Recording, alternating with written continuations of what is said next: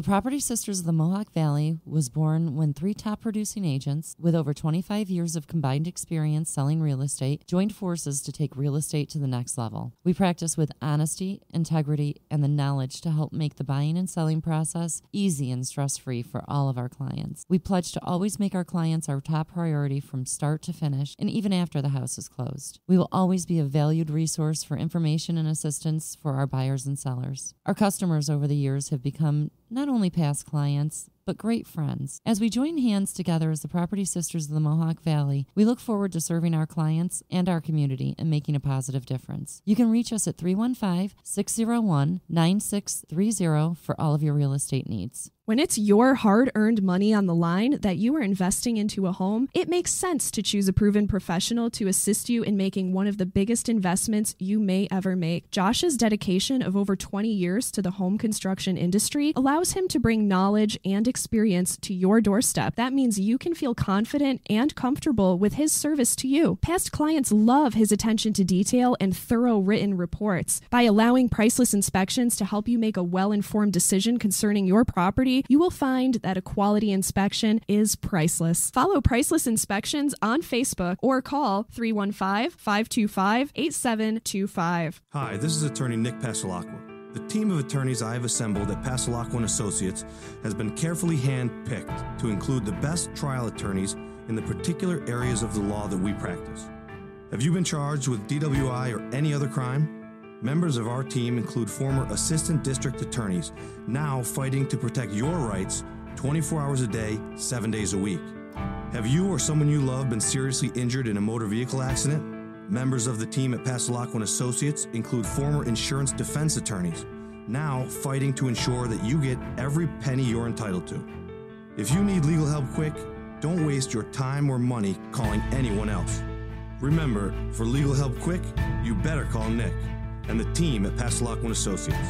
315-500-NICK or 315-500-6425 or visit cnytriallaw.com today.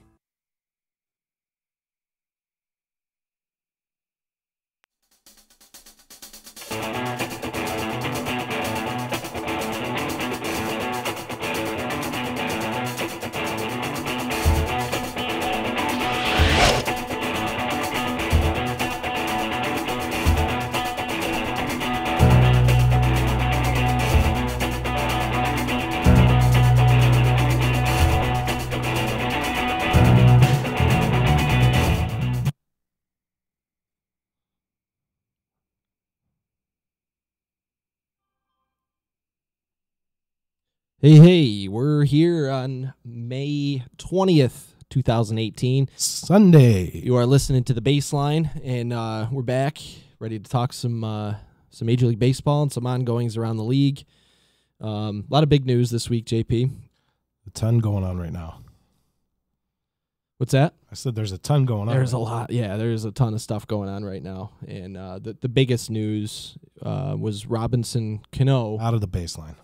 He's out of the baseline. I'm calling him out right now. He's out of the baseline. No review, no sending it to New York, no different angles. We don't need to look at it again. The call's been made. Call's been made. Robinson Cano, you're out of baseline. We're going to call you out later on, but you're out right now too. Horrible news out of Seattle this week, for the game. For anybody that's been a fan of the guy, it's kind of a rough thing to realize that it's probably been tainted the entire time. You had a guy like Mark Teixeira come out earlier in the week and say that he's not exactly surprised that this happened. So yeah, his comments were really telling to me. Former teammates saying that, and it's sad to see a former teammate's reaction be that he wasn't surprised. And he made a few comments that pretty much indicated that he kind of had seen some things. He didn't elaborate on that, which he shouldn't, but just the gist of Teixeira's comments about Robbie Cano really kind of told the story for me. Unbelievable. He's owed 5 more years on the back end of what looked to be a really good deal, I guess, considering he was putting up top-level stats. $24 million for 5 more years when there's going to be guys making close to 40 coming up.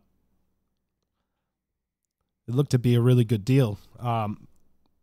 It's disappointing, but now you got to look from a Mariners standpoint. $24 million over the next 5 years, and you're not sure what you're going to be getting. Is Robinson Cano that you've seen, that we've all seen since he became, a superstar, is that all tainted? Without PEDs, is he going to be the same Robinson Cano? Big ballpark, big, huge back end of that deal, $24 million, like we said, for the next 5 years. You got to wonder, the collective bargaining agreement guarantees these contracts, and that's up in 2021. Currently, no way for a franchise to void a contract due to PED use. But you got to think that the owners are going to want to push that to the nth degree, given the rash of all these players missing 80 games. Absolutely. The owners definitely will, but that will be the Players Association will fight that tooth and nail. I mean, he's owed $120 million over the next 5 years, and you got to give the Mariners credit even if they pursue it, because it's crazy to have to guarantee the back end of that deal. I think that guaranteed contracts are good. And to make it worse for Seattle, too, beyond the financial part of it, is they're having a pretty good season right now. They're playing good ball. I think they're in second place in that division, just behind Houston right now. And they've been on a pretty decent run. And James Paxton's pitching great. Some things are going their way. The Big Maple. And now if they do make the playoffs, Robinson Cano is ineligible to play in the playoffs as part of his suspension. So I heard an interesting theory on MLB on Sirius Network or Sirius XM this morning. I was listening to the MLB Network and heard an interesting theory that if the Mariners happen to clinch a playoff spot, let's say with 3 or 4 or 5 games left in the season or even more, that they should immediately send Robinson Cano home. And I thought that was an interesting theory, and it makes total sense to keep D. Gordon there playing second base going into the playoffs, right? Doesn't it make sense? Why disrupt that chemistry if you've already clinched? And it's no doubt they're a better team with Robinson Cano in the lineup, but you got to know it's going to be a circus when he comes back. And really shady how it all went down. The things that are coming out about it, he knew since spring training, and he was going through the appeal process. Right. A friend of ours that we won't name, but he's in on the ongoings of baseball behind the scenes to a degree, and people like that talk amongst each other. So the little details of a story like this tend to bubble to the surface amongst that baseball community. So Guy knows that he's flagged in spring training. We kind of got a heads up about the whole behind the scenes, what kind of happened. So yeah, like you said, he gets popped in spring training. Knows the whole time, goes through the entire appeal process as an innocent man, and then breaks his hand, and all of a sudden drops the appeal. Going to miss a chunk of change anyway with the broken hand. Might as well just take it on the chin and take the 80 games instead of it coming out later on. The equalizer there is that he misses the playoffs, the All-Star game, which he's not even going to be back before the All-Star game. That's the other one, is that he misses the All-Star game, but he wasn't going anyway. I think this takes him out until middle of August, and the injury was going to take him out until the middle of July. Right. So he'll miss an extra month. It's just kind of shady the way that it all went down. We had some discussion earlier in the week, you and I, and some of our other friends out there, in the baseball community, regarding MLB's PED policy and where we stood with the whole thing. But the bottom line is, after they instituted this testing policy and the 80-game suspension and the lifetime ban and all the things that came along with this new testing policy, if you get popped after that, that's on you. Yeah. Absolutely. So there's so much gray area in both of our opinions, I believe, in terms of the Hall of Fame and in terms of where guys actually stand in the annals of history with, the greats like Hank Aaron and Willie Mays. Do you count the Sammy Sosas and the Mark McGuires and the Barry Bonds type players amongst them, or do you separate them?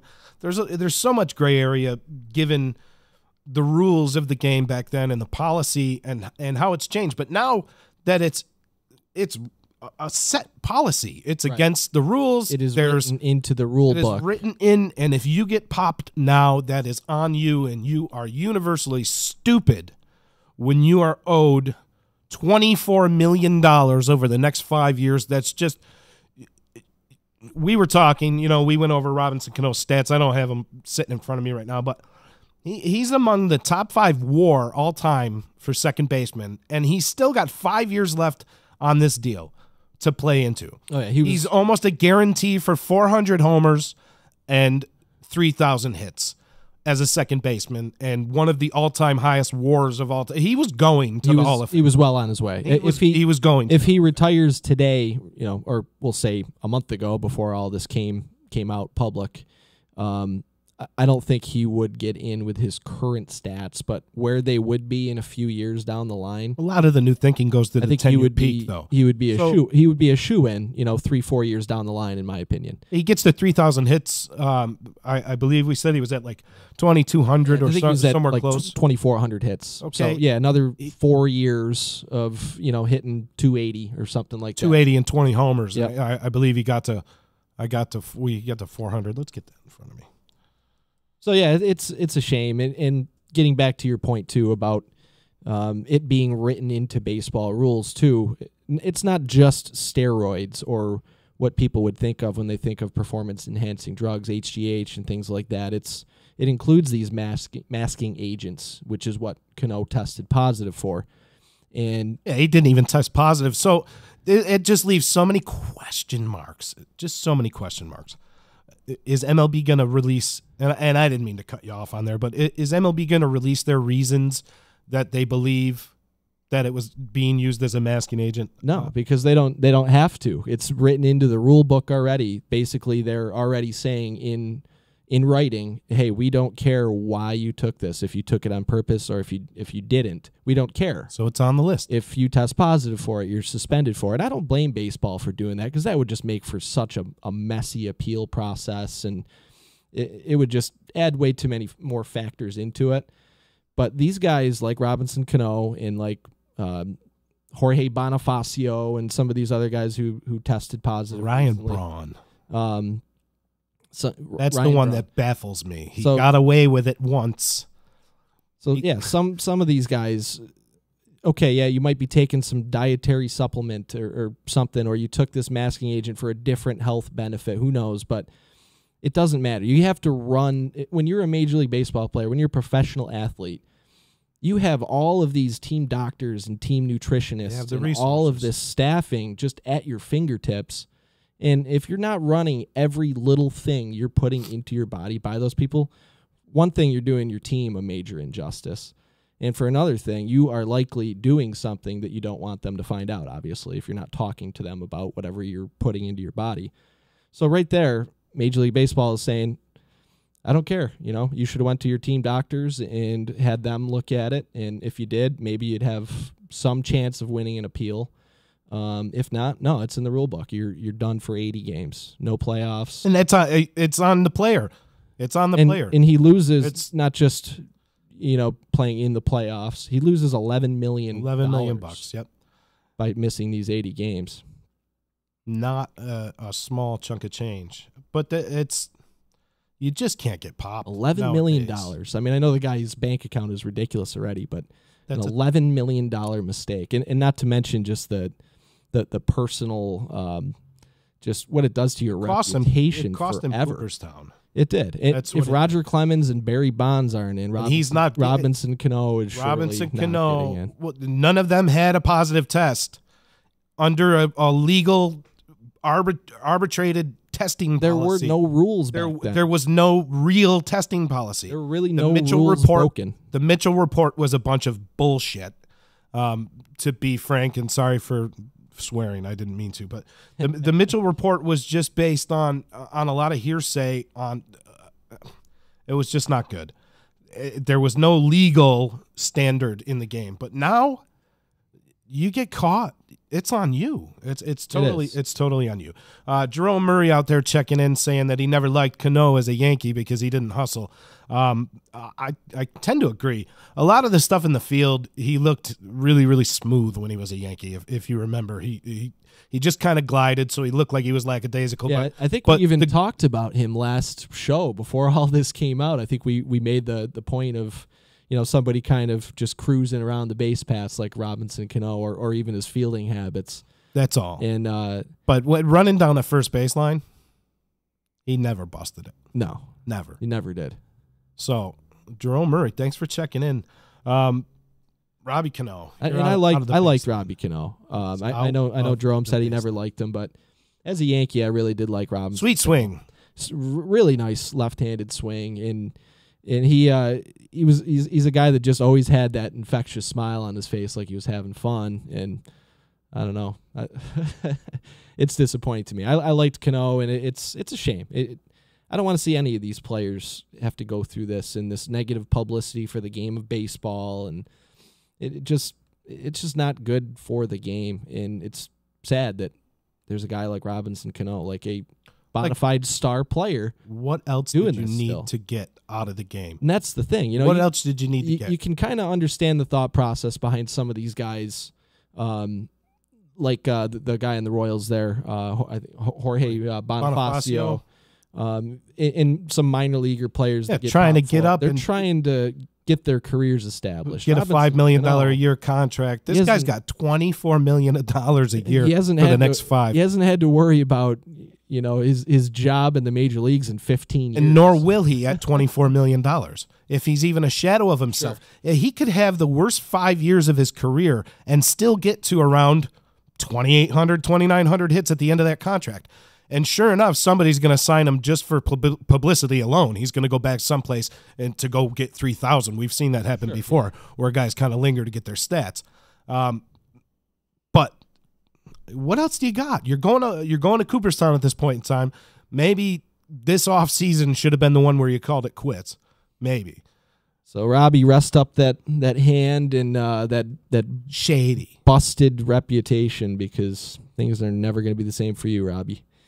So getting on to some more, I guess you could say, lighthearted things to talk about, and we both kind of brought this up right before we went on the air because we both were planning on talking about it today separately. We hadn't really planned it out, but very quickly we were talking about this before we went on the air, and what the Tampa Bay Rays are doing right now with their pitching. Changing the game. And a couple days ago when I heard about this plan that Kevin Cash, their manager, had come up with, I just kind of thought, wow, that guy is out of his mind. He's trying to get fired. And then the more I thought about it, and then yesterday happens, and they execute the plan, and it worked like perfectly, I started thinking about how potentially brilliant this idea is that the Tampa Bay Rays are starting to do. I mean, they've done it the last 2 days in a row now. Yesterday and today, they've done a bullpen start, I guess. If you're unfamiliar with what's going on down there in Tampa, let's give you a little bit of the rundown here. Sergio Romo, a career reliever, kind of a funky delivery, not known for fireballing away. So he's not necessarily a stopper, right, though he was at some point in time with the Giants. He was a stopper, but he's not. He's not 98 on the corners in a nasty deuce. But that being said, Tampa has decided that since they're going to use him at some point in time during the game, why not use him to go through the first leg of the lineup in the first inning or two, as they did today. Yeah. And then let your starter come out. Yep. After you've already been maybe once through the lineup, but somewhere close down to the end of the lineup. Your starter doesn't start with the top of the lineup. He also goes deeper into the game.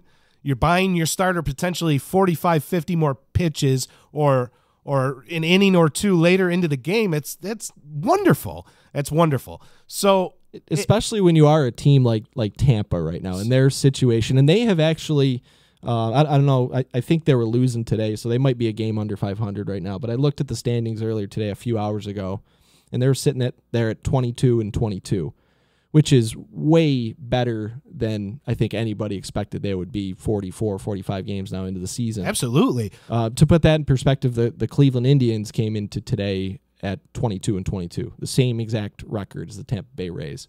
And the Rays, they don't have much for talent there, so Kevin Cash has to get creative, and props to him for actually pulling the trigger to try this thing. The whole thing yesterday. So like you said, that what happened. Sergio Romo comes in, pitches an inning, and then they bring in Ryan Yarborough, who is an alumni of the local Utica baseball team here, which is pretty cool to follow his career. So he's somebody I'm interested in seeing how he does too. So I had almost former Blue Sox added incentive to kind of watch how this played out. And then Ryan Yarborough pitches like 5 innings or maybe 6 innings even of pretty good baseball. And then they bring in the back end of the bullpen to close out the game and finish it out. And that's, from a Yankees fan perspective, one thing I couldn't help but think about a couple of years ago, before the Yankees kind of already made that very quick roster turnover and rebuild when they were, maybe a few games above 500 and in contention for the playoffs until maybe beginning of September and didn't make it for a year or two. That's when Betances was like almost at his best back then too. So I couldn't help but think like that would have been a cool thing to try with that roster, bringing Dellin Betances in to start 2 days in a row or something. And then, you bring in your Nate Uvalde or whoever. It just makes so much sense. And then throw in, your best 2 relievers after whoever you have to start the game to finish the game. We could compare it to a team like the Yankees right now, or any team for that matter, and anybody but their ace. All right, or their 2 aces or their 3 aces, and some teams out there have the 3 aces, right?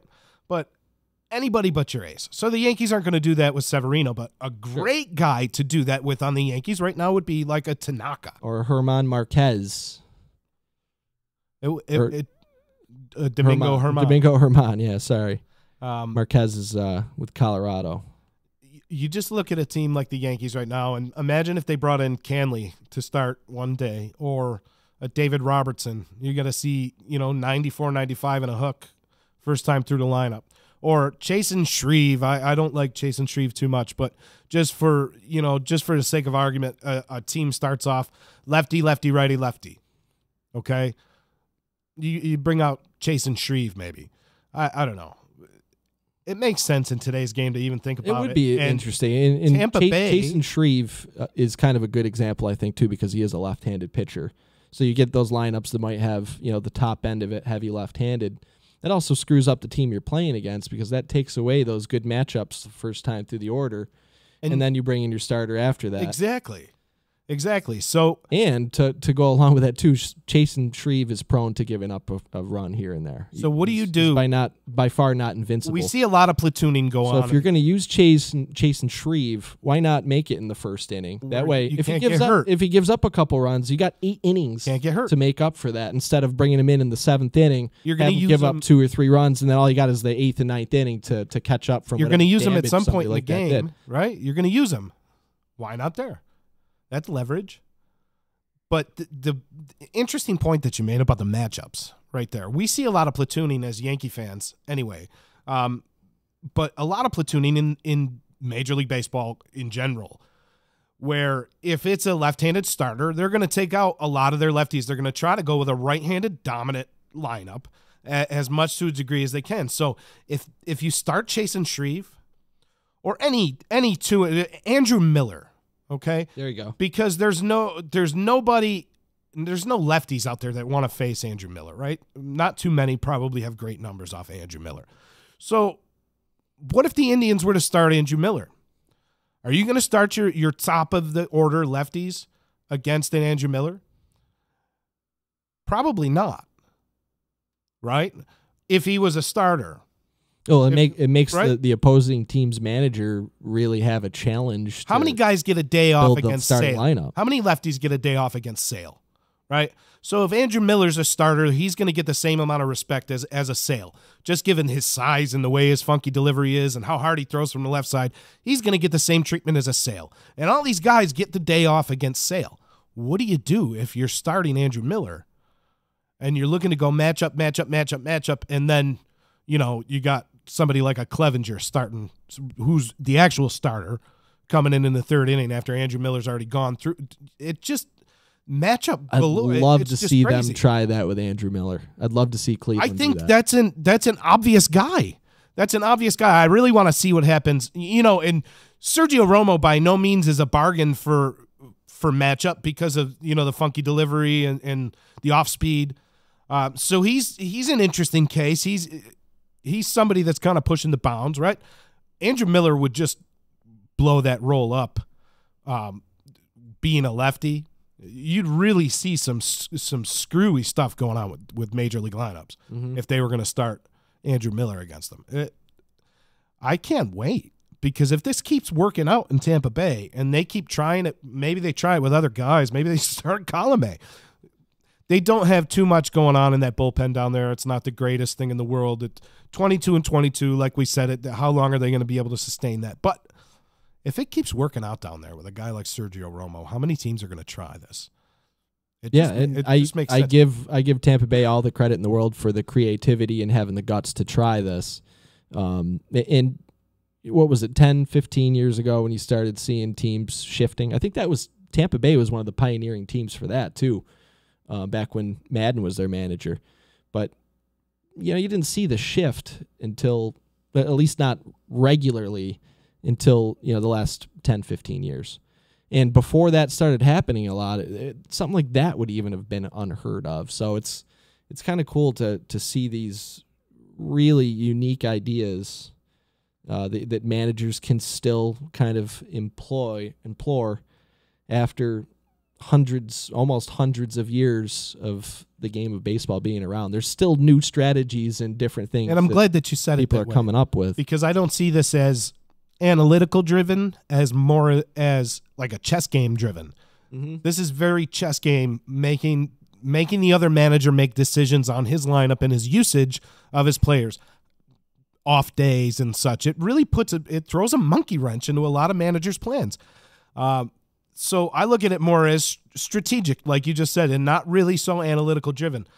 Because that's so much of what the game is now, but it's really outside the box. And kudos to Tampa Bay, the organization, for letting this happen.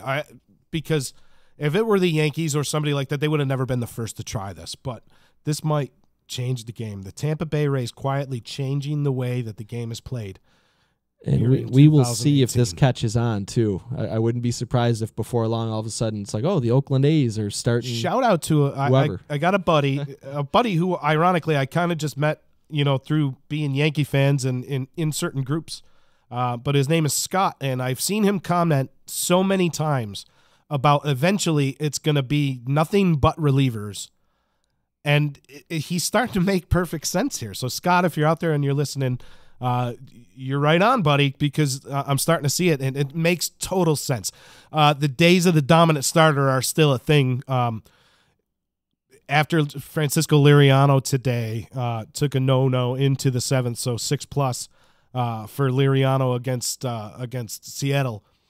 There's been like 20+ guys to do that, or 20+ occurrences so far in this major league season of guys that take no-hitters into the seventh inning. And 2 no-hitters or 3 no-hitters, one was combined. So, kind of crazy.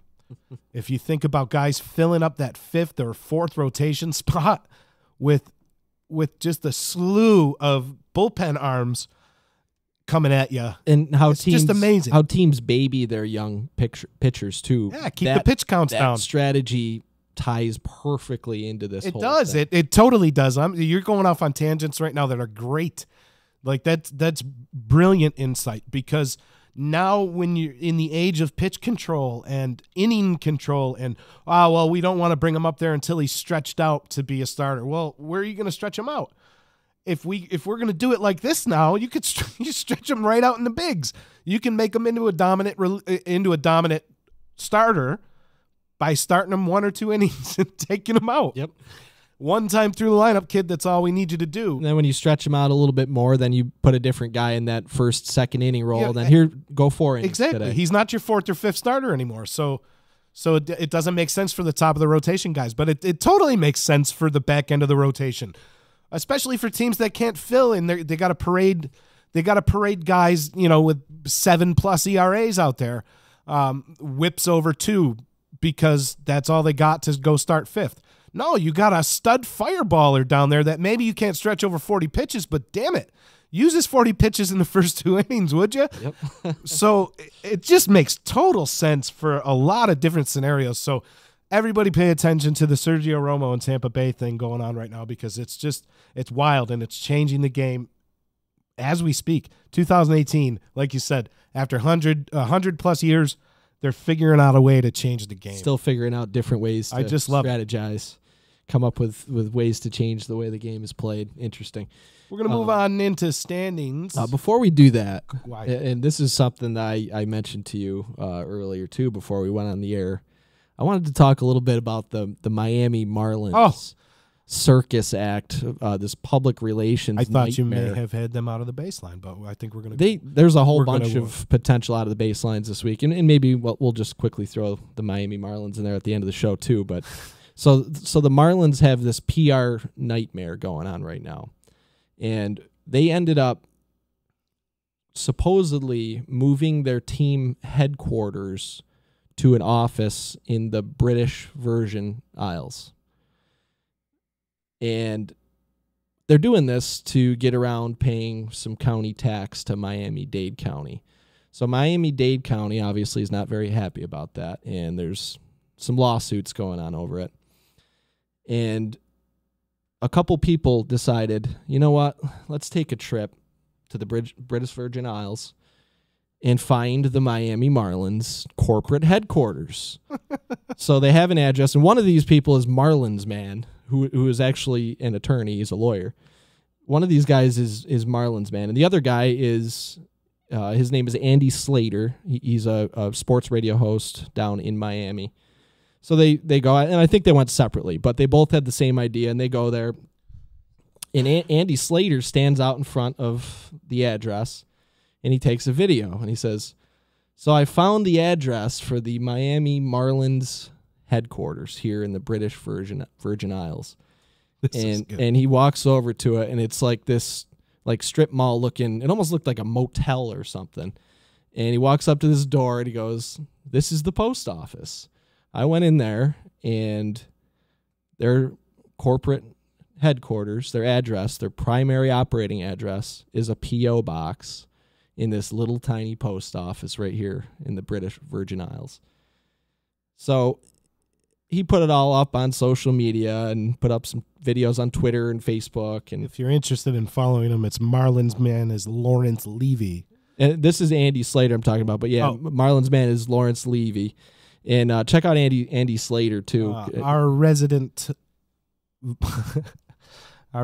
biggest fan and off-site statistician, Dave, is apparently not a fan of Marlins Man Lawrence Levy. But if you're looking, isn't Cleveland the only place where he refuses to go now, Dave? Isn't that true? I don't know what the story there is, but yeah, there's some beef. There's got to be a Cleveland side, right? and Marlins Man. So anyway, Andy Slater goes there and he takes this video of him in front of the post office, and he blows up the Marlins spot all over the internet. And he gets home and he finds out that the Marlins had stripped him of his media credentials.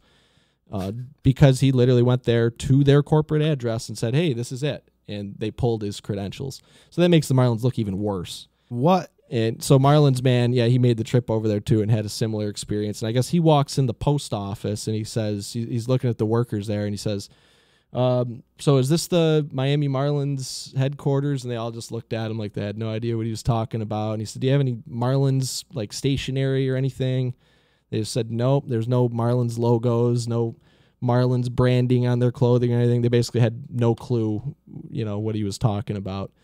And he comes home and he makes some public statements about it.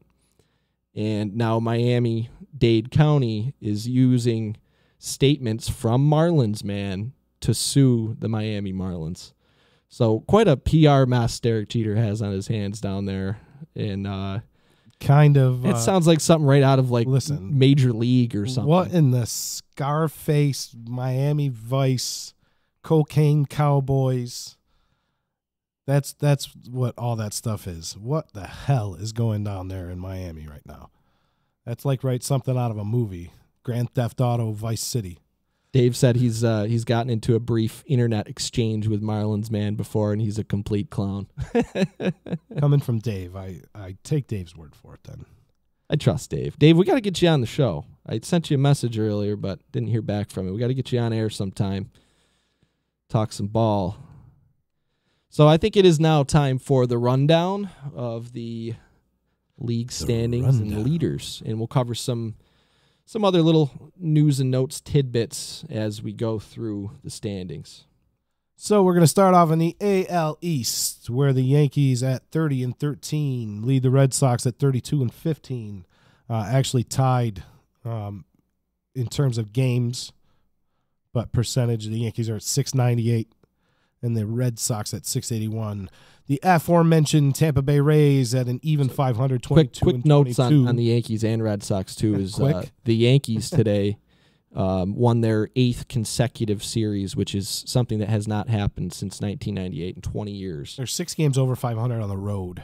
Mm-hmm. And 7-3 in their last 10, and that's scuffling for them from what they've been doing. A Red Sox standpoint, I had to make mention of what Mookie Betts is doing right now. He is just putting up some ridiculous like video game type numbers.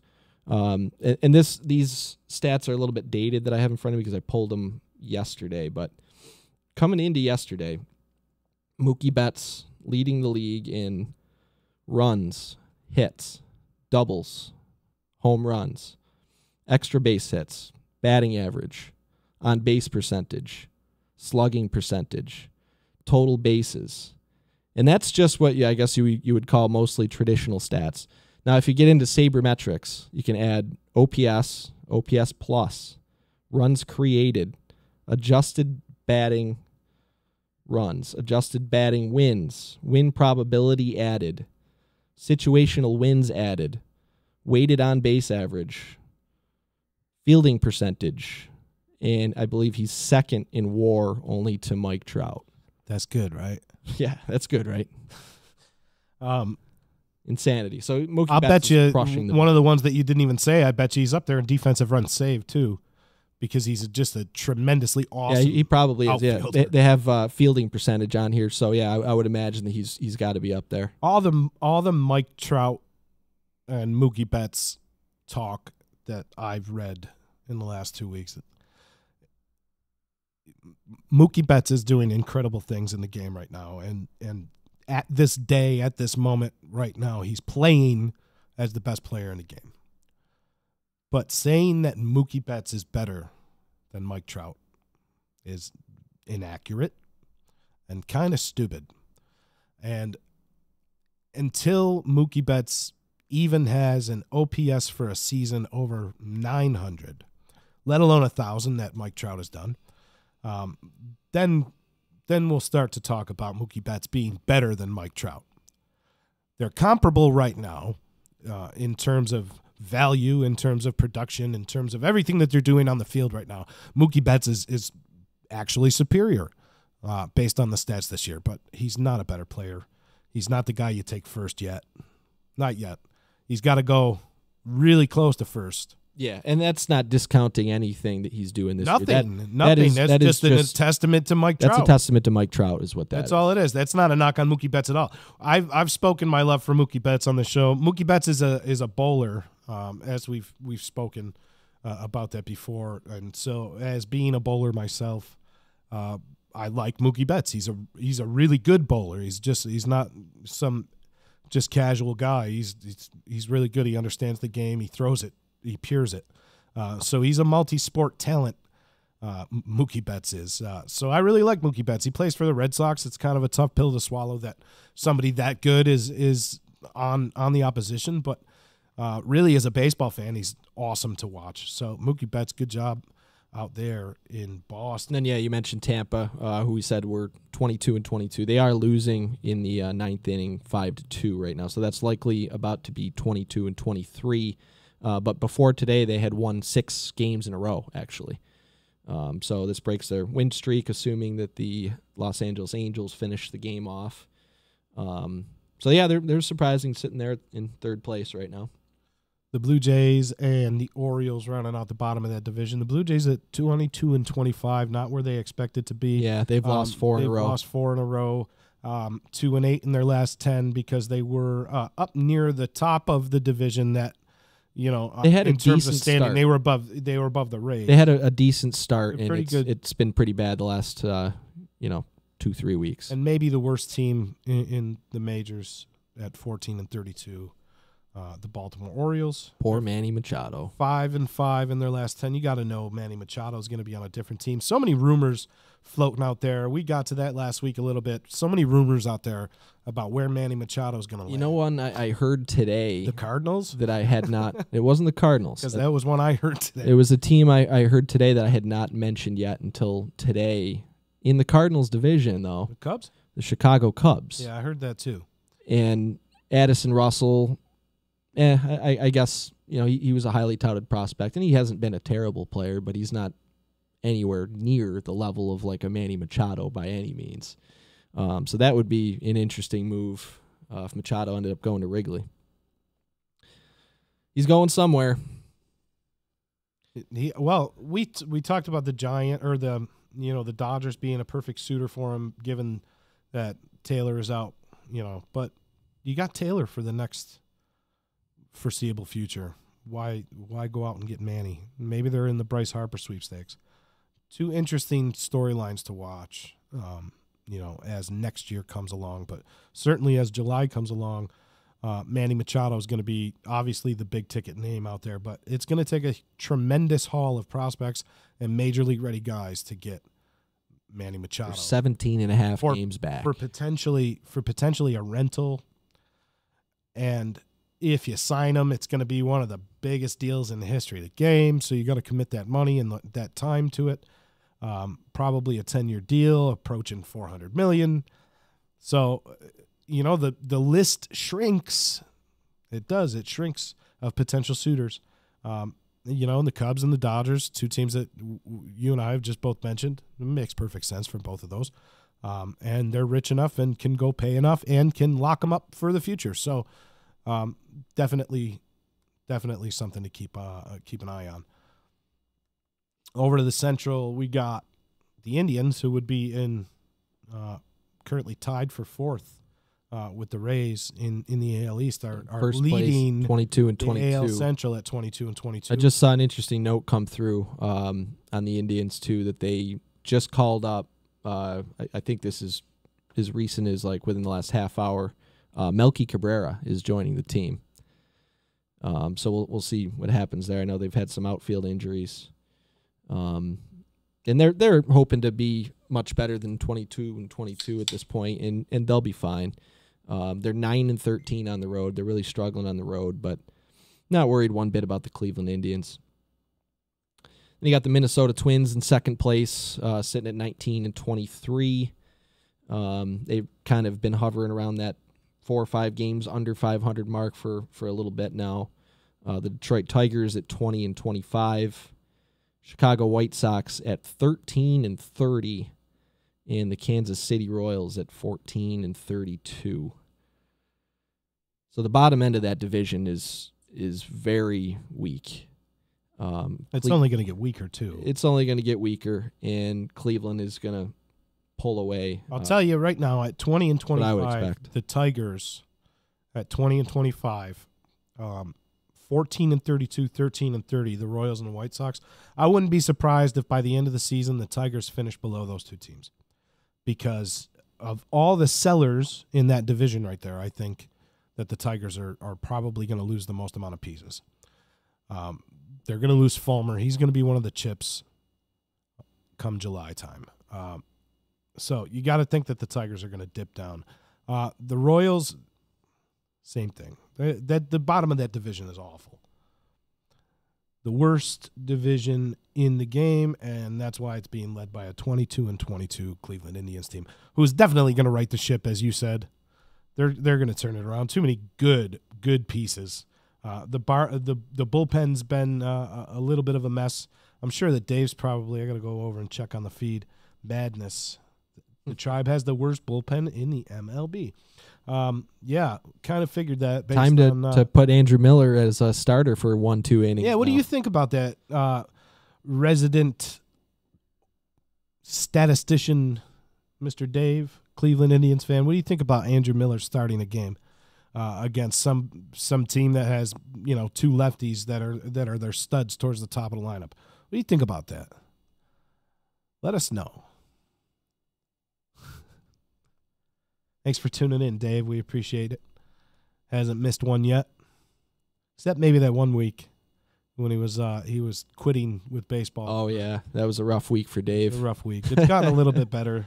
Dave, they're 500, Dave, and they lead the division by 2 games. It's a great thing to be, man. Keep the faith. Moving on to the West. Of course, we got the Astros up at 29-18, 617 winning percentage, 7-3 in their last 10. What was the surging Seattle Mariners now kind of like a balloon deflated. They won 2 in a row now. The out of the baseline. They're only Robbie Cano. 2 games behind the Astros. 2 games back right at now. 26-19. But you got to think that's going to take a little bit of the head of steam away. Oh, for the absolutely. Mariners. The Big Maple, James Paxton. Robbie Danger, if you're out there, buddy, thank you. The Big Maple, James Paxton, going another complete game last night for the Mariners. Really stepping up as that dominant frontline guy. Things were looking good in Seattle, man. And now 80 games without Robbie Cano. It's going to feel the pinch. The Angels at 25-21, keeping themselves above 500. You know they're going to stick around. They're pesky, but who's really playing some pesky ball is the 25-22 Oakland Athletics. Yeah, how about Oakland? They've won 4 in a row. They've climbed their way back up into the race 10. a little bit. They're above 500 at home and away. And only 4 games back. Could they be buyers at one time in their life? Maybe. Nah, probably not. That's not the Oakland way. But definitely won't be sellers if this keeps up here. They have done it before, though. You remember the one year they actually traded for John Lester and Samardzija? I do. And then it ended up not working out. And then the next season, Samardzija signs with San Francisco and Lester goes to the Cubs. But it has been done before, but it is very unexpected coming from the Oakland A's for sure. So an interesting little tidbit of information. Over the last 8 years, there's only been 3 guys to make 30 or more starts in every year over the last 8 years. You know who they are? I can't say that I do, no. You just mentioned one of them. John Lester. John Lester. Max Scherzer. Okay. Clayton Kershaw. No, here's because he had that issue that took him out of starts every year. Yeah, that's true. So no, it's probably a bad guess. I'm going to surprise you. Former Yankee, former Diamondback, Ian Kennedy. Now with the Kansas City Royals. Kansas City Royals. So interesting tidbit of information. The days of the 30 start pitchers are gone. They're gone. So it's an anomaly when you see guys out there doing that. But Ian Kennedy certainly a surprise that he's even been rostered long enough to do that. But a pretty productive major leaguer, Ian Kennedy. Good major league career. Dave said Andrew Miller is actually hurt again. So I guess we won't see him starting any games for the Indians anytime soon. He's hurt, huh? So you got Texas at the bottom of that division. Speaking of seller. 18-30, you'll see Cole Hamels get traded at some point if he doesn't get hurt. Adrian Beltre deserves to get traded. He deserves it. He deserves to go to contender and play for that World Series title. Give him it. Well, they played under Ron Washington. They went and lost. That they did. So moving on to the National League, in the NL East, the Atlanta Braves juggernaut that is the Atlanta still holding Braves. down first place in the NL East now, and they have been for a few weeks, I think, at least a couple weeks. Look who's nipping on the heels. And you got the Philadelphia Phillies right behind them. The New York Mets have kind of turned things around a little bit the last few days. They've won 3 in a row. They're 6-4 in their last 10. After that great start they had, though, obviously being just 4 games above 500 right now is a disappointing place to be. But they're still only 3.5 games back there. And the Washington Nationals are still in 4th place, 4 games back. They have lost 3 in a row now. And then you got the Miami Marlins bringing up the last spot, 5th place in the division at 17-29, 11.5 games back. The Braves are kind of a cool team to follow right now with all the young talent they have there. And we talked about how they signed Jose Bautista a few weeks ago, and we were just puzzled by the idea of why a team like the Atlanta Braves would go out and sign Jose Bautista. So they actually released Jose Bautista. Very quick turnaround on Jose Bautista. Yeah, they quickly realized, wait, what are we doing? See you later, Bautista. And Alex Anthopoulos is the GM there in Atlanta, and he basically said that they wanted to give the everyday third base job to a young guy they have there, a young player, Johan Camargo, sorry. And that kind of completes that whole really talented young infield there if he becomes their everyday guy and he ends up producing in the majors. Because you got Freddie Freeman, obviously. Now you got Albies, Dansby Swanson. Acuna. Camargo at third base, and then in the outfield you got Acuna, and then Markakis having a great year. I love it. So it's kind of a fun team to watch, and Sean Newcomb is one of the bright young starting pitchers in the game too right now. He's been pitching lights out, so he's almost kind of nearing must-watch baseball, at least in my opinion. Especially with the Atlanta Braves being in first place and all the other young guys that they have surrounding him. And they've got a number of other young pitchers too. Luis Gohara, Soroka, who I think is hurt right now, but another guy who's got a ton of potential. So it's really come together there in Atlanta. And they've got some decent bullpen arms. They've got Vizcaíno closing still, and he's been doing good. And you got AJ Minter is a good young reliever. Yep. They've got a guy named Winkler, who's a really good reliever. He's having they got another starter stepping up too, that worthy Foltynewicz. Foltynewicz is a pretty good pitcher he's too. Having a good year. Yep. Really surprised that the Braves are still around and doing it, but you look at the way Albies is playing and Acuna's playing, and it's not surprising. Speaking of Albies too, is I saw a stat on him last week, and it was last weekend or something, but it was through his first 40 games, he had 28 extra base hits, and that was the most by a Brave since Hank Aaron did it in 1959. Good company to keep. So that tells you what kind of season that kid's having. He was at the time of that stat, so these numbers are a lot of date. Like I said, he was on pace for 53 homers, 125 RBI, 20 stolen bases, and 154 runs scored. So that's the kind of tear that Albies has been on for the first almost 2 months of the season now. And I know we talk about it almost every show with Albies just having a ridiculous season, but I almost kind of figure the fade is coming, almost like what you saw with Didi Gregorius going on that ridiculous tear. Now he's slumping a little bit. I kind of expected that right along for a guy like Albies, and he just keeps going and going. And those numbers they're unrealistic. He's not going to end up with 53 homers and 154 runs scored, 125 RBIs, but that just goes to show you like how good that kid has been playing. I love it. I love when the young guys come up and make an instant impact and become a guy that is just indispensable to a team. Really interesting to watch how the Phillies are playing after the kind of start that they had to the year. Now they're 7-3 in their last 10, playing some really good ball. Again, another team in that division that's using a bunch of young guys to kind of get it done. The Mets at 23-19, only 3.5 games back, like we said, right in the ship. The Nationals turning around a little bit, 24-21, 6-4. The NL East has been playing good ball. So the Nationals just lost Howie Kendrick for the season with a ruptured Achilles, and they just recalled Juan Soto, who is only 19 years old. Who knows if he's going to produce? But the Nationals calling him up at this point and committing to doing that. He's going to get playing time. And they've got a lot of injuries in that outfield, with Kendrick going down and with Adam Eaton still being hurt. For a while now, Adam Eaton transferred to the 60-day DL. He had arthroscopic surgery. The other top prospect outfielder they have, Victor Robles. Bum ankle. Victor Robles is hurt right now. He would have been ahead of Soto in the pecking order, but they made the commitment to call the kid up yesterday, and he made his major league debut today at 19 years old. Only played 8 games at Double-A this year. Everything else was in high A or low A ball.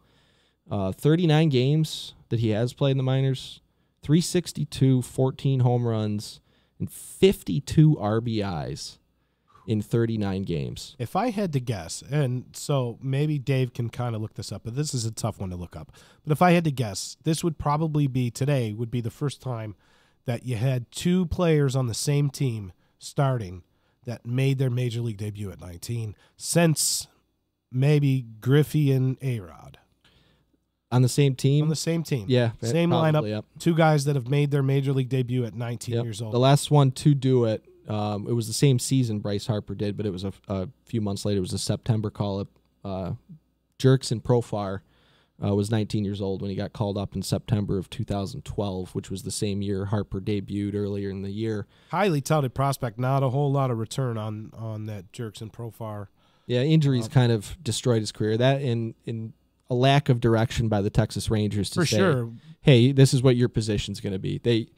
They wanted to cling on to Elvis Andrus. Of course, you like that aspect of having a guy who can move around the field, but when you got a top prospect like that, it is good to give him a set position where he knows that is the primary thing he should focus on. And yeah, anything extra, any other positions you play, that's great too. It's great to have the flexibility, but right from the start, it should have been, hey, you're okay, yeah, Andrus is there for shortstop, but hey, you're our second baseman, or you're our third baseman, or you're our left fielder, instead of like every couple months, like, okay, now you're our left fielder, I totally agree with you. So, and then injuries just crushed him too. He had all the potential in the world, and I'm sure they turned down some trade offers that would have brought some pretty big names in there that Profar would have been part of, that they wanted to hold on to him at the time. He was almost looked at as an untouchable prospect at one point.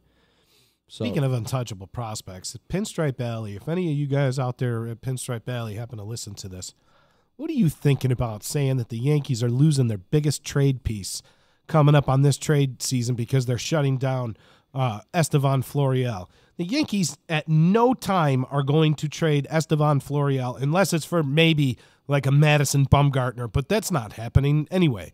So there is no way that you see that happening. So Pinstripe Alley, you're out of the baseline. Cashman has pretty much come out and said that more untouchable Florial than Gleyber is Torres. Untouchable at this point, and they view him as their everyday center fielder of the future and a very good one potentially, perennial all-star type potential with that kid.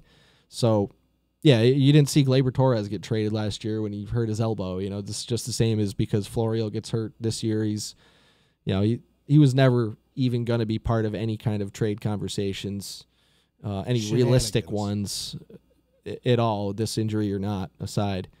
So Clint Frazier is really their primary trade chip, is what it looks like. And that's the only thing I could think of that they called up Clint Frazier a few days ago. And granted, there was a week there that pretty much the whole week got washed out, so he didn't have too many opportunities. But they called him up, and then they keep starting Hicks, which I have no problem with Hicks. I just found it weird. Why would you call the guy up? He's just coming off this concussion. He's doing good in the minors. Let him keep playing every day in the minors instead of calling him up and having him sit on the bench. But I think Clint Frazier is probably the most likely trade chip in any kind of major move the Yankees might make. I like Clint Frazier. I hope they don't trade him. But I think that's kind of where things are pointing, is that he's going to be part of any kind of negotiations coming into the trade deadline and at the end of July. Random fact out there by Dave. Joe Nuxhall in 1944 made his major league debut at 15 years old. Former Cincinnati Red, Joe Nuxhall. 15 years old. Could you imagine? I was playing Legion Ball. I was first year of Legion Ball. This guy's making his major league debut. Joe Nuxhall. Joe Nuxhall. Inside the baseline, Joe Nuxhall. over to the Central. Well, we got the Marlins bringing up the East at 17-29. Amazing that they got 17 wins, 4-6. Yeah, and today they were winning by 5 runs in the ninth inning, bottom of the ninth inning, against the Atlanta Braves, and the Braves scored 6 runs in the bottom of the ninth inning to walk off that game and beat the Miami Marlins 9-8. So things only getting worse for their reputation. NL Central's going to be real easy right here. The Brewers, the Cubs, the Cardinals, and the Pirates are all a game and a half apart, with the Brewers up at the top at 28-19, and then the Cubs, Cards, and Pirates 25-19, 25-19, 26-20. Yeah, Cards need a shortstop now too. DeYoung's out for a couple months now. So it does. That's a rumor that I heard today. Yep. Same division as what you heard with the Cubs. Cardinals aren't known for making splashes like that, though, right? Not very often. Cardinals just add pieces. Yeah, they don't ever go out and add. Like the rare exceptions that I can think of off the top of my head is like Mark McGwire way back in the day, acquiring him from Oakland. But yeah, they're more of a they're usually more of a build from within type team, which is probably why they traditionally have so much success. Larry Walker and Scott Rowland. Yeah, they bring in a couple, mid-level pieces. Matt Holliday, they brought him over from I think he was with Colorado before that. Yep. So yeah, they do make moves, but yeah, they're imagine pretty, Machado on that team though. That would be pretty. But are the Cardinals going to go line. out and spend $400 million in the offseason?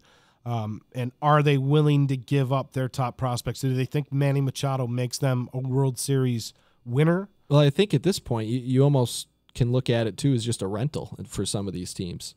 Well, if they're looking at it as a rental, that's fine. But Baltimore doesn't need to trade him. They're gonna. They should. It would be very, very stupid. But they're gonna go out and get. They're gonna get an organization's 1 or 2 guy, and probably 3 other guys, maybe 2 of them major league ready. They're gonna get a haul for Machado, even if he's a rental. So, if you go out and spend that kind of loot, so to speak, out of your farm system, some of those guys, you got to know or have some semblance that you're going to go out and be able to sign them again, next year. Do you see the Brewers go out and make that move for Manny Machado? No, there's a lot of factors in play there too, because what is Manny Machado's agent asking for right now? I mean, that might just be astronomical, where every single team is just saying, no, we're not going to trade for you and sign you to that deal. We want you long term, but we're not going to give you, say, the $400 million. 40 at 10. 10, yeah. Yep. We're not going to give you that contract. And look how free agency went last year. There was some players that kind of stuck around, and they ended up getting solid contracts. No Manny Machado in free agency. Yeah, of course, no Manny Machado. So, but also Bryce Harper is going to be on the market. There's going to be a lot of high-end, for the first time in a long time, like high-end Hall of Fame type players potentially available in the offseason. Where do you think Harper goes? I don't know. I heard somebody mention maybe the Phillies for Harper. I have another theory. Same division. Mets. No. Braves. Yes, sir. Imagine adding Bryce Harper. All those cheap young players there right now too. All of those org control players, all of them. I like it. Albies and Acuna, they're just under control. You imagine adding Bryce Harper to that? They got all the money in the world to spend. But speaking of all the money in the world to spend, that's certainly where the Phillies are at right now. They just haven't. And don't rule out the Nationals. Don't rule out a return to the Nationals. I don't think he stays. I don't think he will either, but I certainly wouldn't rule it out. No, possibility. You can't rule it out if you're the Nationals, for sure. It's potential cornerstone of the franchise, and you got to try to lock them up. But look how tightly compacted that NL Central is. It's playing like the best division in baseball. Where I thought, coming into the year, the NL West was going to be the best division, at least in the National League, if not in baseball. The NL West is cold right now. There's a lot of bad stuff going on in the NL West. So did we finish up the Central? Yeah, we're good.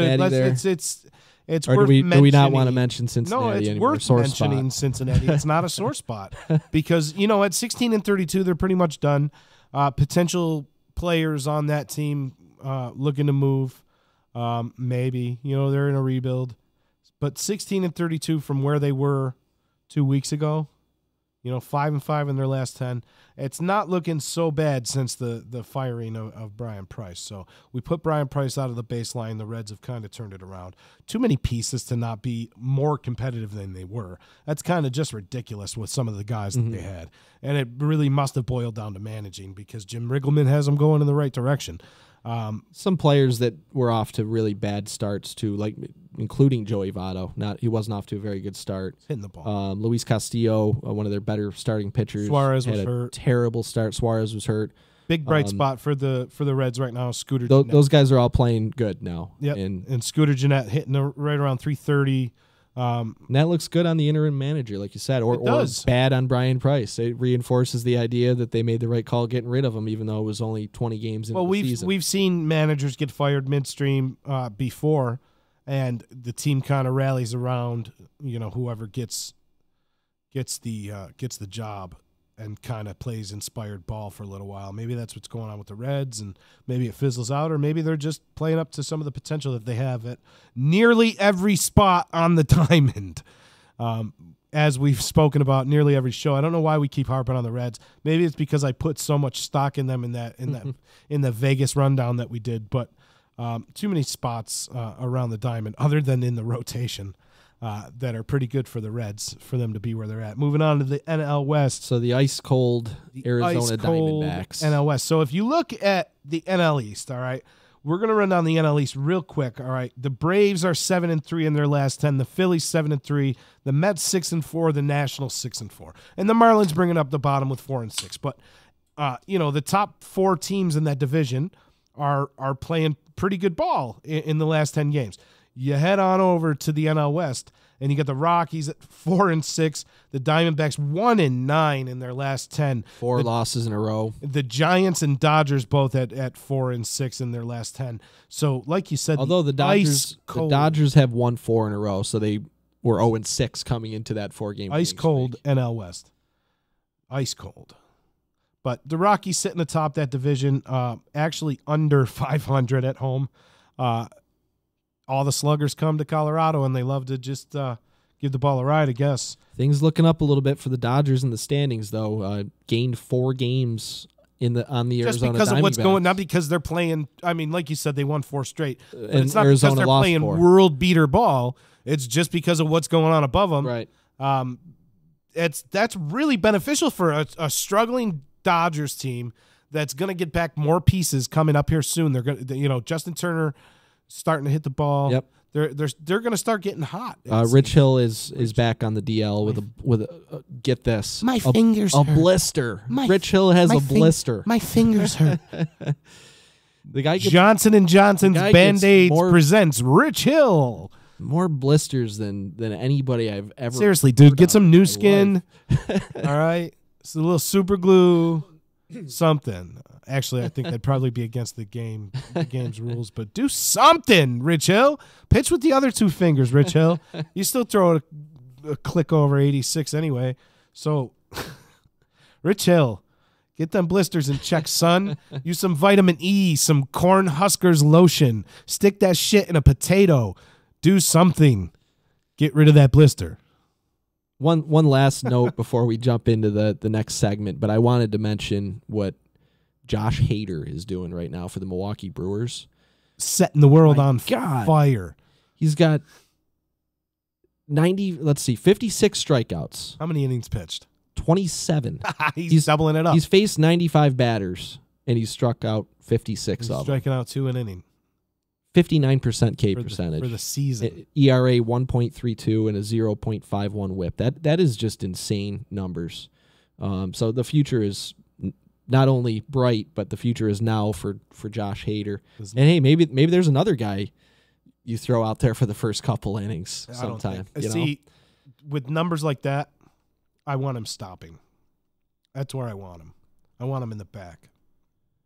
But he is a starting pitcher too. Like the Brewers brought him up through the minors as a starting pitcher, and at least before the season started, this may have changed now that he was great last year too, but the numbers he's putting up this year are just ridiculous numbers. But their plan for him supposedly was to use him as a reliever this year and then stretch him out next offseason and make him a starting pitcher. How do you do that? I don't know that you can do it now. Can't. Then you turn into what what the Chamberlain. Yankees did with Jabba Chamberlain and Phil Hughes. First guys that come to mind right there is Jabba Chamberlain and Phil Hughes. But yeah, I had to mention Josh Hader today. The numbers that Good. kid's putting up. Just insane. There's actually Cy Young mention for him. I actually have seen him mentioned as a Cy Young that candidate. role of is he still closing now that Knievel came back? Has he gotten save opportunities? He's closed some games, but I think typically he pitches like 2 innings at the end of the game, whether it's the 7th and 8th or whether it's the 8th and 9th. so we've seen how much that role has developed in the game today. So he should get Cy Young if he's going to come in and make 65 to 80 appearances.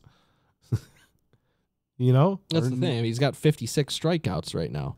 If he goes 100 innings, how many appearances does he have? If he goes 100 innings, you're looking at almost 200 26 strikeouts. innings, More than 200 at this pace. 18 appearances for 26 innings. Yeah, I think so. Yeah, I don't have Something the like numbers that, in front of me, but right? it's about it's about what I saw earlier. Yeah. So if he gets to 80 appearances, why shouldn't he get mentioned for Cy Young? Yeah.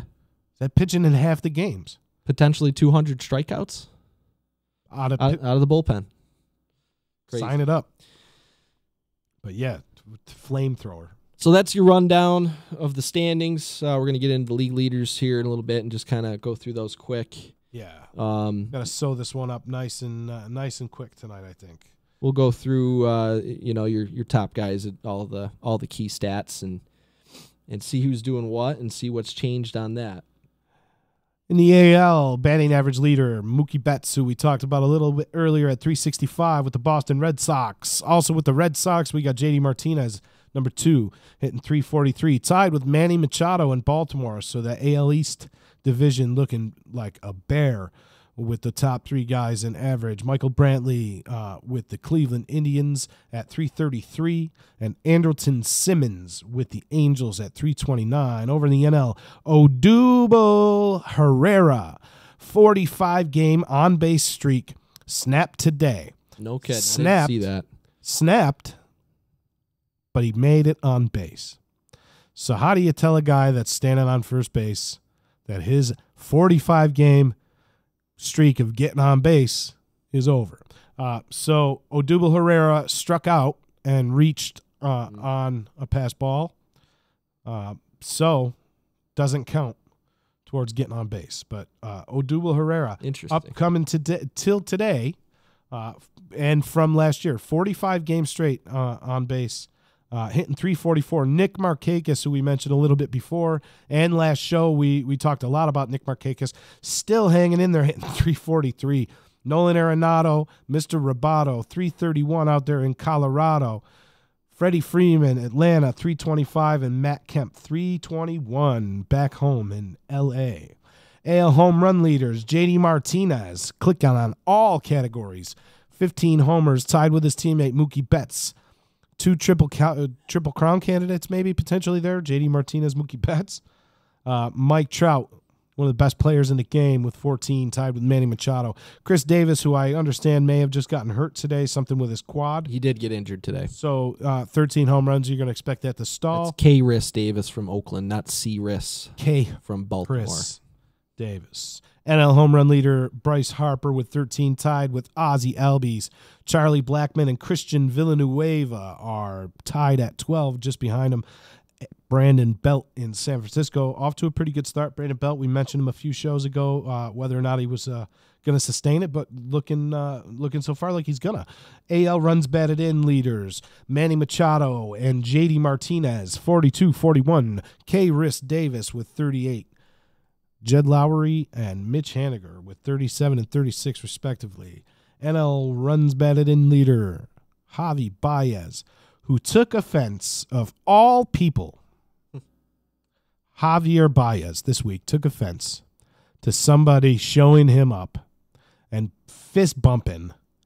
I don't know if anybody caught that out there, but Cincinnati game, Javi Baez gets upset because he gets struck out and the pitcher fist bumps in front of him. You're talking about a guy who does bat flips on singles. Yeah, that's a little hypocritical for me. So it was nice to watch him. And, you know, bench is cleared a little bit. Amir Garrett got a little pumped up, a little bit, but I was all right with it, given, I guess, the circumstance in the game, and it was a little close. And Javi Baez took him yard, apparently, last year at some point in time. But Javi Baez probably threw the bat when he took Amir Garrett. So Amir Garrett carried that emotion over. And I had no problem with it because you got the guys that are so casual to just flip that bat. Like we said, Javi Baez, like on singles and stuff. It's, come on, Cadillacing. He Cadillacs everything. So for a guy that Cadillacs everything to get pissed off that a guy Cadillaced in front of him, I don't know, buddy. Suck it up. Or stop flipping bats on singles. Anyway, back to the league leaders. Javi Baez leads in bat flips on singles. He's by far the league leader in that category. NL runs batting leader, Javi Baez with 38. Freddie Freeman with the Atlanta Braves, 35. Trevor Story with the first place Colorado Rockies, 35. Ozzie Albies, who we're mentioning on every leaderboard that we've mentioned so far, with 33. A.J. Pollock out there in Arizona having a really good year, but hurt now, apparently, right? Did he get hurt this week, A.J. Pollock? He got hurt, I think it was a couple weeks ago, and it's somewhat of a long-term thing. I think he's going to be out minimum, they said, a month and a half. I forget what the actual injury was.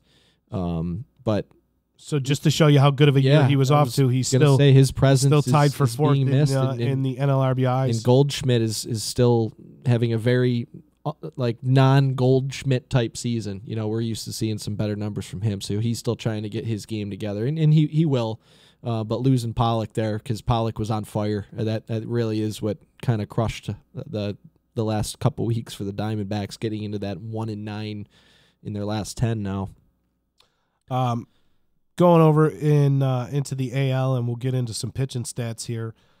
Corey Kluber with 1/3 of his team's total wins, 7, tied with Luis Severino atop AL wins. Rick Porcello with the Boston Red Sox and Charlie Morton, Houston Astros with 6. Justin Verlander with 5.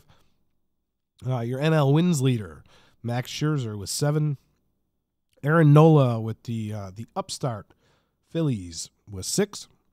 Steven Strasburg, Trevor Williams, and Chris Stratton. Yeah, how about Trevor Williams and Chris Stratton being on that leaderboard? 5 each. Both unclaimed in our league. Not a whole lot of strikeout numbers for either, but really off to a good start for the Pirates and the Giants. AL ERA leader, Justin Verlander, 1.05. 1.05. Might as well put the whole Houston rotation on there on that leaderboard. Clicked in for another complete game earlier in this week. Garrett Cole and Charlie Morton both under a deuce. So the top 3 guys, and Lance McCullers is not having a slouch year so far. The top 4 guys in that Houston rotation are they're really solidifying that Houston rotation as the best in the game. How could you argue? How could anybody argue with you right now? The best rotation in the game. There's just no way. It's the Houston Astros by a mile. Mike Clevenger had something to say about that. Did you hear that thing a couple weeks ago? I didn't. He came out and publicly accused the Houston pitching staff of doctoring baseballs, saying that's why they're so good this year is because they're doctoring the baseball. I don't know what information he had to decide to go public with that, but yeah, he made a public statement about it.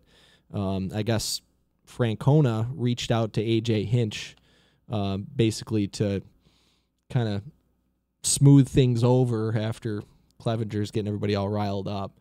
But there's definitely a little bit of that was Trevor Bauer. Trevor Bauer, yes. Different Cleveland Indians pitcher. It was Trevor Bauer. That's why we pay you, Dave. Thank you, Dave. That's good because I like Mike Clevenger better anyway. Dave, we got to get you on the show. We got to make you a seat, set you up with a computer. You come on, buddy. Be our stat guy. That's why we keep you around. So anyway, continue. I'm sorry. No, that was pretty much it. I just wanted to bring that up because you see the three Houston guys as the top three in AL ERA. Kind of tough to argue. Mike Clevenger and Trevor Bauer. I argue with you both. That's I don't know. If you don't think that that's the best rotation in the game right now, you haven't been paying attention. And clearly the stats they back it up. Stats back it up. Carlos Martinez sitting at top NL earned run average. Who is injured right now. 1.62. Jacob deGrom having a really good year for the Mets, 1.75. Max Scherzer, of course, is under a deuce, 1.78. Gio Gonzalez, 2.36, also on that Washington Nationals roster. Also with, a guy named Steven Strasburg. They make a fine case for having one of the better rotations in the game. Still don't think they're better at this point in time than the Houston Astros look on. And then Aaron Nola, 2.37 for the upstart, fighting Phils. AL saves leader Edwin Diaz still atop the leaderboard with 15. Craig Kimbrell with 13. Alex Colomé, or Colombe, however you prefer to say it. Blake Trinan and Shane Green with 10 apiece. NL saves leader Wade Davis with 16. Brad Hand with 14. Brad Boxberger and Juris Familia both tied with 12. And Brandon Morrow with the Chicago Cubs with 10 saves. Off to a pretty good start.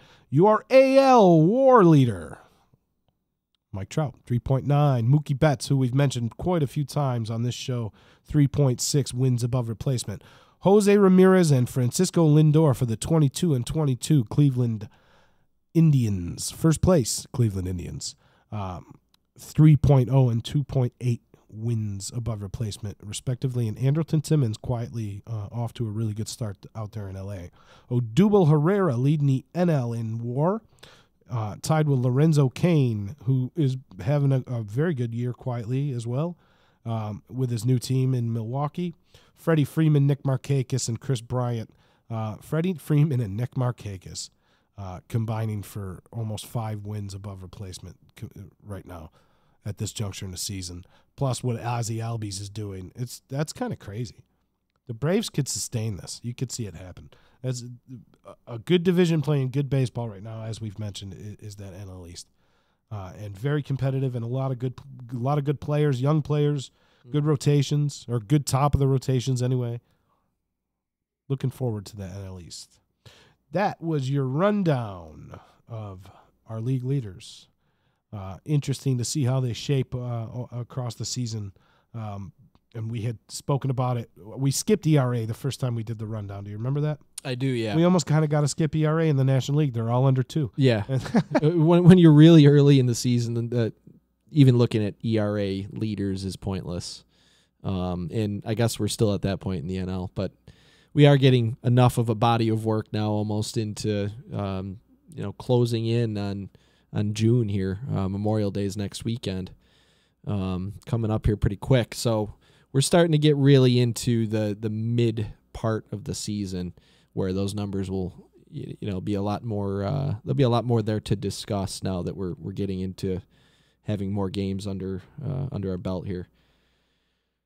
So that's it, I think, for the rundown. That was brought to you by Nick Pasalacqua and Associates. For legal help quick, you better call Nick. Call attorney Nick Pasalacqua and the team at Pasalacqua and Associates. That's 315-500-NICK, 315-500-NICK. Check them out on the web at cnytriallaw.com. So that brings us into the fantasy baseball portion of our show today. Which I have a feeling you've probably looked forward to this, because in the Electric Company Fantasy Baseball League, the 15th annual, we have a new leader. We have a new first place team as of today, I believe. And that team is your team. So after today, and today's not done. Some things can happen. Today's not done. I got a starter going tonight. But as of right now, I just pulled up the numbers here. It gives you like a live, with up to date to this second, you're in first place. Look at that. Yeah. What's that team name? Joe Boo needs a refill. Joe Boo does need a refill. First place. We'll mention a few other Up things your about butt, Joe Boo. about our fantasy baseball league real quick after we do the 3 up and 3 down. 3 up, 3 down. 3 up, 3 down. We're going to talk about 3 guys trending up, 3 guys trending down. On my 3 up list this week, I actually have 2 players from the Philadelphia Phillies. Ooh. And Jeff Francisco, if you're out there listening, buddy, we're talking about the Phillies, man. 2 players on the Phillies. The first one we've mentioned a few times, Odubel Herrera, is just having a monster season. He unfortunately had his on-base streak of 45 games broken today by, I guess what you could say is a rule technicality.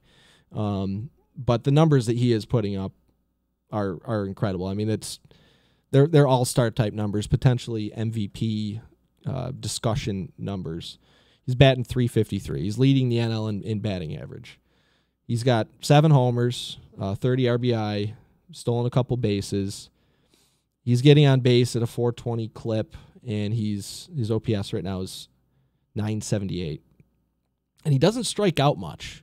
That's one thing I like about Odubel Herrera is he does not strike out much. So for fantasy baseball leagues that penalize players that strike out, he can be a really sneaky value there. I mean, even when he isn't putting up these ridiculous numbers where he's hitting .353, he's been a pretty good asset to have in leagues like the one we play in our format that penalize players for striking out.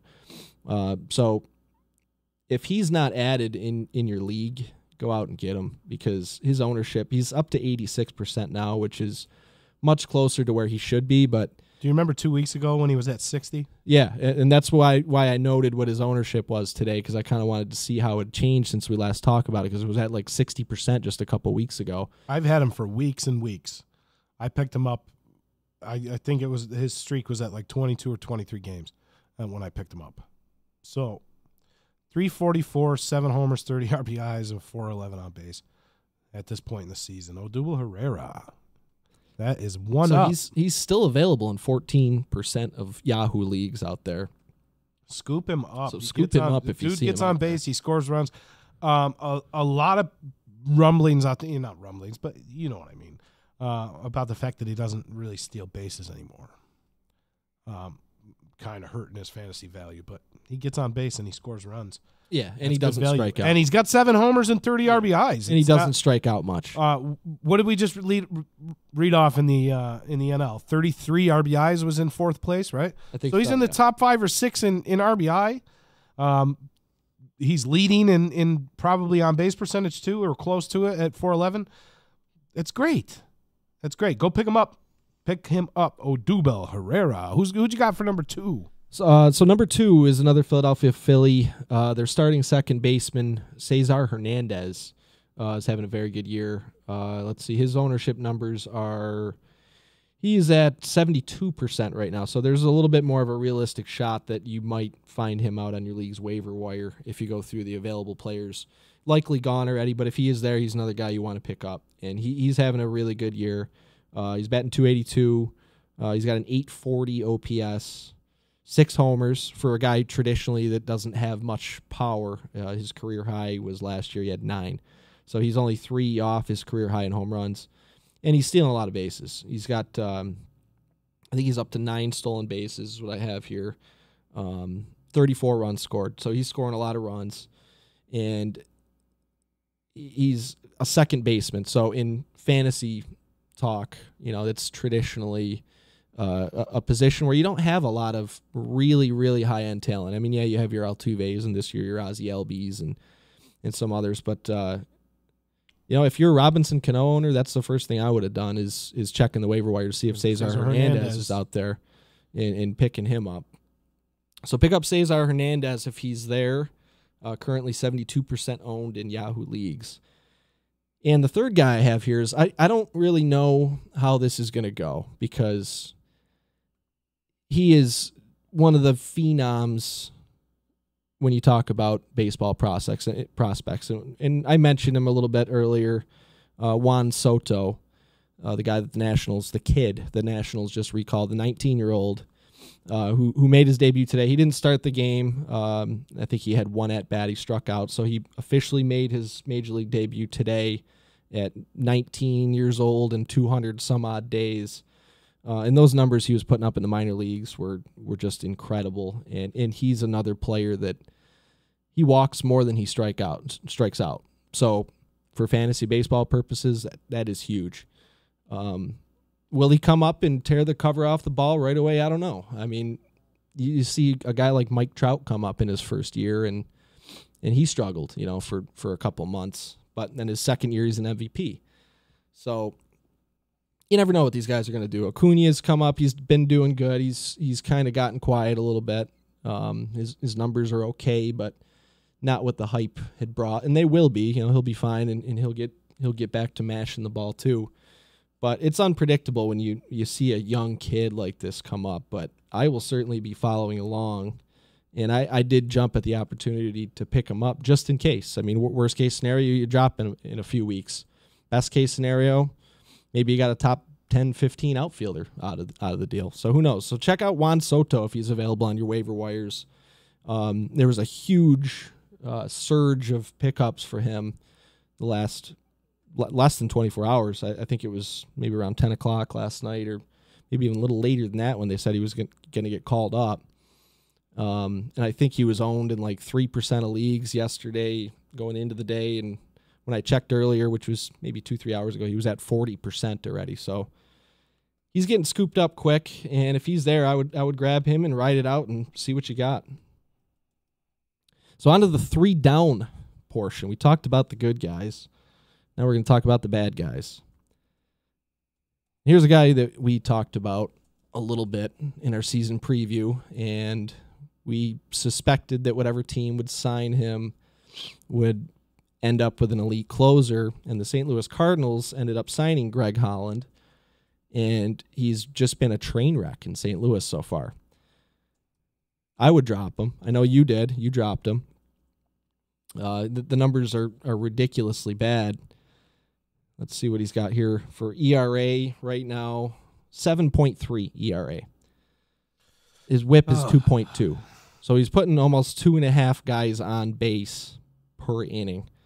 Can't be attributed now to the late start. To the late start. Yeah. And that's kind of what I thought, for the first few weeks. I was like, yeah, he's just shaking off the rust. He didn't have a spring training.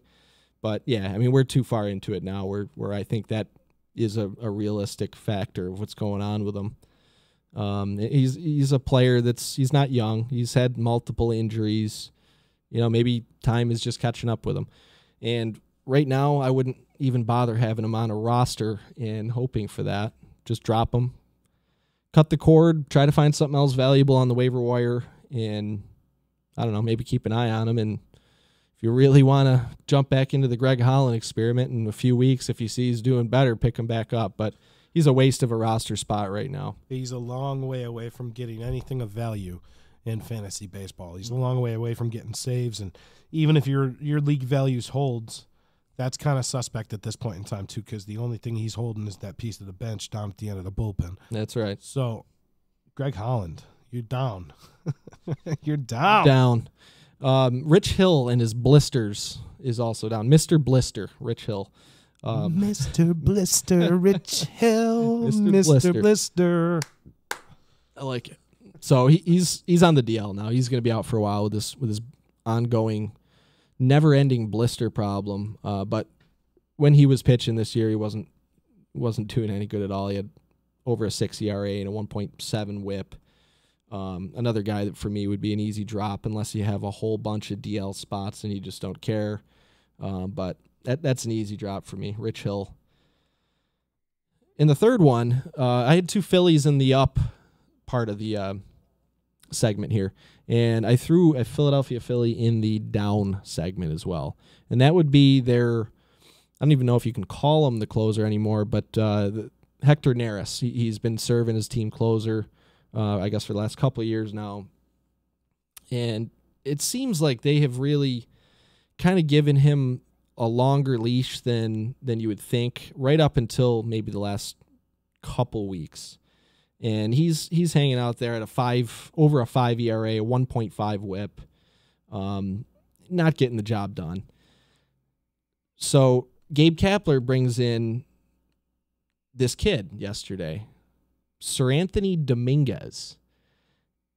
And what that kid has done so far in his career is, I want to say, after yesterday, he had a 2-out save yesterday. And that's not to say that Sir Anthony Dominguez is going to be the closer.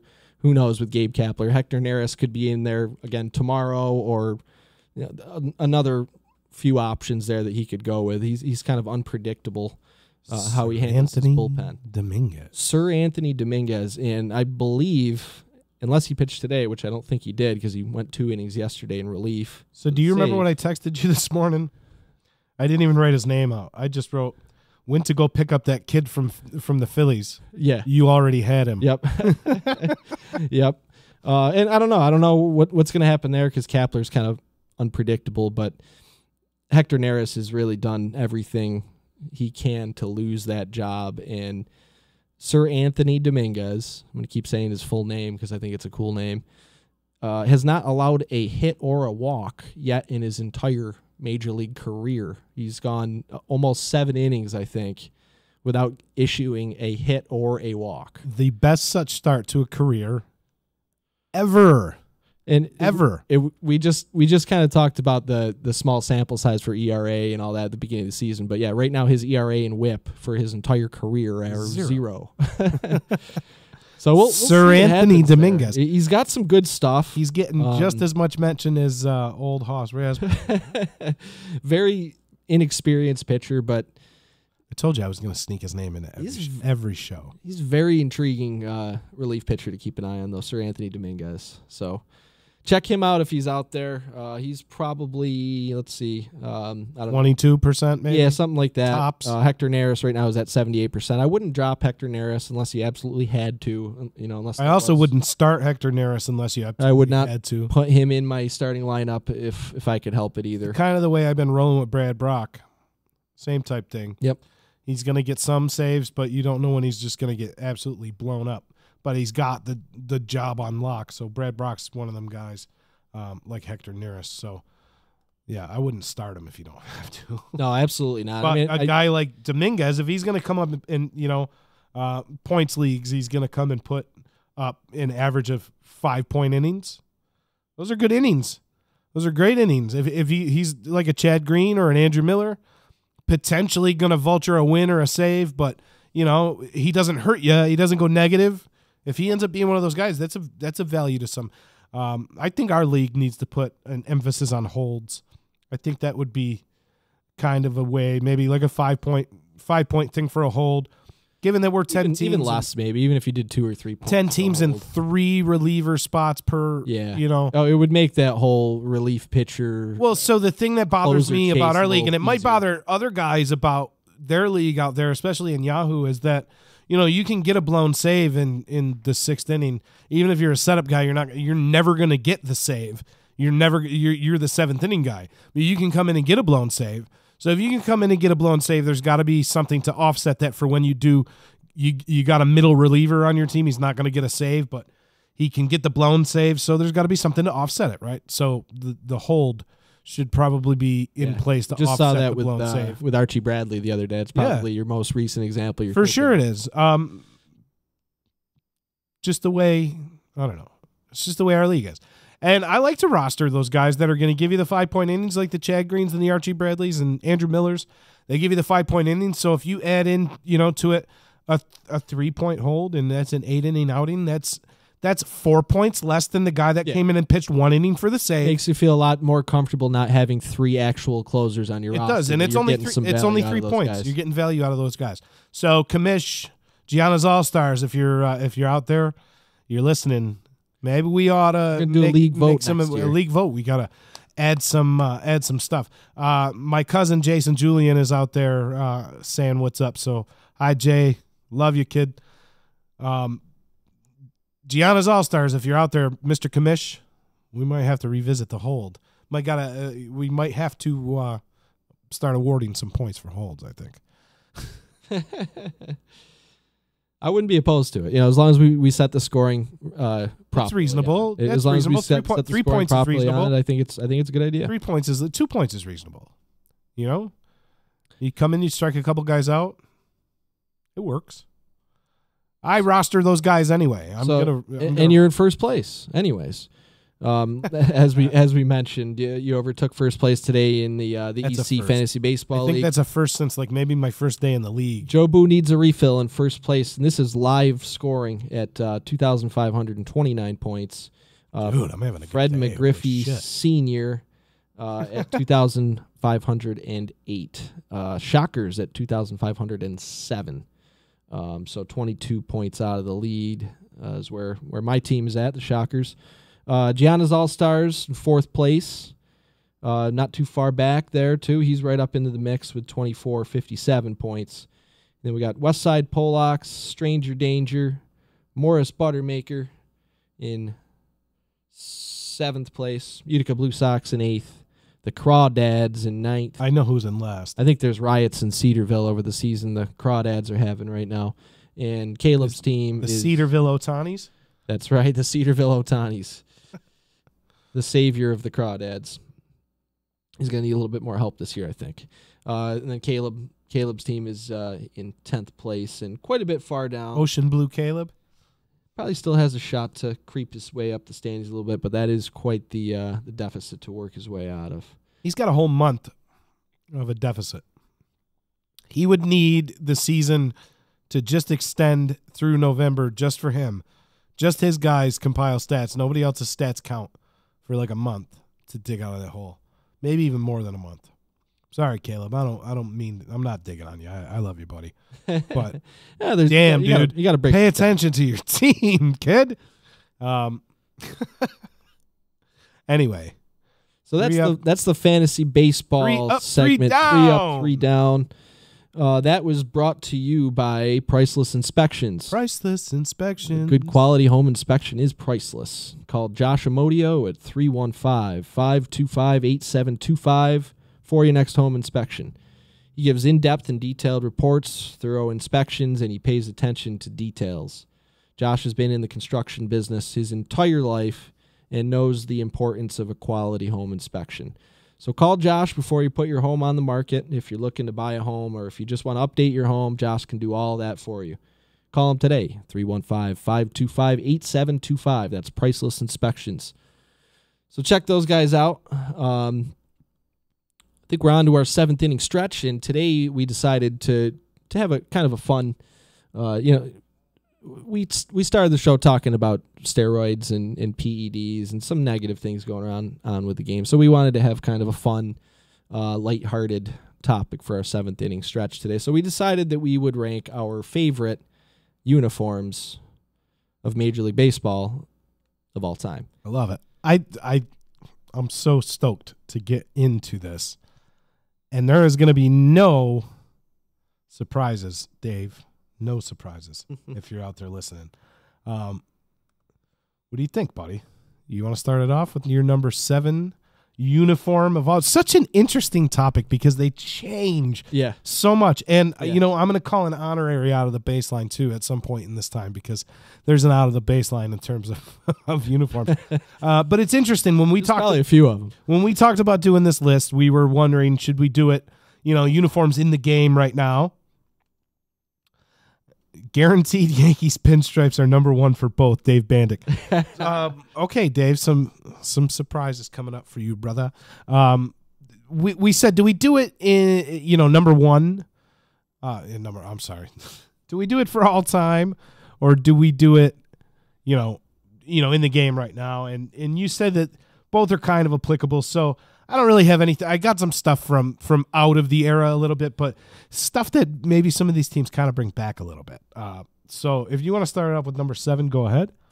Yes, I will. And Dave, what gives you the idea that we would put the Yankees number 1, huh? What gives you that idea? Anyways, my number 7 uniform, one of my favorite uniforms of all time on my list, coming in at number 7 is the powder blue Kansas City Royals uniform. Outstanding. The George Brett era uniforms. It's just so funny. The powder blue ones. And some people hate those, but back when they wore those, they weren't necessarily, I wouldn't have considered them to be one of my favorite uniforms. It's just so funny. I'm sorry. All right, continue. I wouldn't have I wouldn't have said that those were one of my favorite uniforms while they were wearing them. But as time went by, and you get a little bit more nostalgia going on. I like those uniforms more and more. So I got the KC Royals powder blues. I can't stop laughing. So for my number 7, I got the Philadelphia Phillies powder blue. There you go. Yeah, powder blues. I love them. You know what I especially like about them? I got the old P logo with the baseball in it, and Michael Jack Schmidt in those uniforms, and they had the matching stripes going up all the way through, and the high socks but not the high socks, the stirrups, the white sanitary hose and the stirrups, and the black cleats. So I got the Phillies powder blue. Must have been just something in that number 7 spot that we were going. And they wore those one game this year. I loved it. I loved it. I don't have on the list, but worthy of mentioning because they also wore theirs this year. Were those throwback light green or tinged. The Oakland A's wore those uniforms this year, and the Oakland A's. You know what? I wish that I had even thought of this. I don't like the colors particularly, but the fact that the white cleats, the gold sanitary hose with the green stirrups. You remember those uniforms? The Oakland A's looked awesome back in the day, but I don't have them on my list. You might see them on mine. All right, wonderful. So who's your number 6, brother? So my number 6 is, and you're going to see most of these, beyond of course, the Kansas City Royal powder blue, are going to be classic looks over baseball's history. So a lot of these upcoming ranked teams or uniforms rather are uniforms that have not changed much over many, many years. And that's just, again, I'm not saying these are the best uniforms of all time. I'm saying these are my personal favorites. Agreed, and that's why we're doing this. So number 6, I got the St. Louis Cardinals. I think that is such an awesome traditional. It's not even fair. Did you look at my list? I did not. No. All right, number 6, I got the St. Louis Cardinals. So we can just kind of talk. Yeah, we might as well. Might as well just talk about it. Might as well get into the discussion about it. Not too much has changed. Not too much has changed. Yes, so many powder blue unis. Dave checking in during that era. Comes to mind the Expos had powder blue unis as well. But I was calling out the Phillies, man. Michael Jack Schmidt, he was doing it for me. But it's so funny that you say that you got the St. Louis Cardinals next, and so do I. So I swear, folks, we don't correspond on these lists at all. But yeah, the St. Louis Cardinals with the 2 Cardinals sitting on the back. Yeah, the red such an awesome script, traditional look, white. Clean, the red hat with the STL interlocking logo, just so clean, and you can see that the same stuff back in the day. Granted, they were the wool uniforms back in the day, as Stan Musial, but same classic look. Who you got at number 5? I'm almost scared to ask. And the Cardinals actually did have a powder blue uniform as well back in the day. For sure, They yes, were they another. Did. The Brewers, the Mariners, the Texas Rangers. He's so right. There were a bevy of the Blue Jays. More than likely had that. Yes, they did. The Blue Jays had powder blue unis back then too. Such an '80s look, I guess. I'm gonna go. I'll go with my number 5, so people don't think that we're out there like parading and crossboarding here like we're playing pitch. I'll go with my number 5. I got the Houston Astros 80s, the stripes. That's a good one. Yeah, I actually had forgotten about that. I don't know why. Love those. Yeah, like the Nolan Ryan, Mike era. Scott, Yep. Kevin Bass. Love those unis. So the Houston Astros 80s, the orange and blue and white awfulness that a lot of people would say. But I loved them. I remember actually that's one of my earliest baseball related memories is those style uniforms. When I was actually born in Florida and didn't move to the Utica, New York area until I was 4 years old. So I don't have a ton of memory from, before I moved up here to New York. But one thing I do just kind of have like this snapshot in my head is the Astros minor league team. I don't know what level it was. It was probably Class A. Their minor league team was based in Daytona Beach, where I lived. And we used to go, my parents would bring me to Daytona Astros games. And they had the same exact, uniform style with all the stripes and everything. And I do remember that being one of the first things, that I was exposed to as far as being a baseball fan was those Houston Astros striped uniforms of the 70s and 80s. So that's a good one. I hadn't thought of that one, but that's definitely a worthwhile one to throw on there. So my number 5 is the Oakland A's Kelly Green jerseys that we touched on a little bit and we mentioned a couple weeks ago. And I just think those are, man, they're nice looking. They're just good looking uniforms. And I don't like that whole dark green look that Oakland usually does, but when you bring back that bright Kelly green, that's a pretty sharp uniform. So yeah, I got Oakland A's Kelly Green at number 5.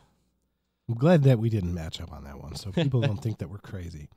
All right, so my number 4, I'm gonna throw it back into the 70s. I'm gonna go with the Pittsburgh Pirates. We Are Family. Pittsburgh Pirates uniform, the gold and the black and the black bucket hat with the stripes on them with the stars. The We Are Family Pirates. They had like 6 or 7 uniform combinations during that era that they went with, but just so awesome, so awesome. The yellow jerseys with the black pants, my personal favorites out of all of them. But also I like the Pittsburgh Pirates uniforms of yesteryear. The Roberto Clemente Pirates, and they still kind of keep that tradition going today. They do alternate uniforms, but it's still the Pittsburgh Pirates are pretty traditional. So I love the Pittsburgh Pirate uniforms, but in particular, for the sake of this list, I'm going to go with the We Are Family Pirates uniforms. That's another really good pick on there. So my top 4 are probably boring picks, honestly. It's not like as wild as some powder blue stuff for the Oakland A's Kelly Green or the bucket hats of the Pittsburgh Pirates. It's more along the lines of the reasoning behind ranking the St. Louis Cardinals on there.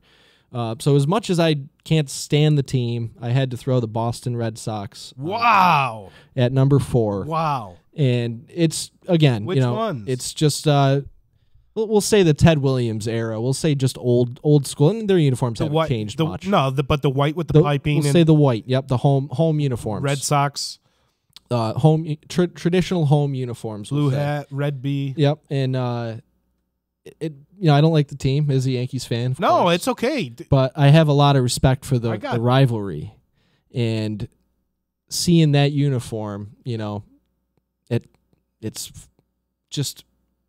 I don't know how to describe it as a Yankees fan, but it just irritates you as a Yankees fan. For sure. Especially when they're playing well, the Red Sox. You want to know what unis I like for the... But I respect the hell out of the rivalry. You want to know what unis I like for the Red Sox is the green alternates. Remember? Yeah, those are pretty cool ones, I always thought those were pretty cool. Yeah, I don't think they do those anymore. I haven't seen those in maybe special occasions. It used to be Patriots Day, the day of the Boston Marathon. They play it like a noon game. Which got rained out this year. It did. But... I used to like those uniforms, but wow, I'm actually surprised that they made your list. So, see, Dave, I'm not a homer. I might have the Yankees somewhere on my list, but I'm still giving the Boston Red Sox credit where credit is due. So we got 3 left. My number 3, I'm going to throw it back to the 90s. Kind of started a trend a little bit, and then the trend just died. And it's a throwback from like the 60s, the trend. But it was kind of a resurgence when Junior got into town. And I'm going to go with the Cincinnati Reds sleeveless.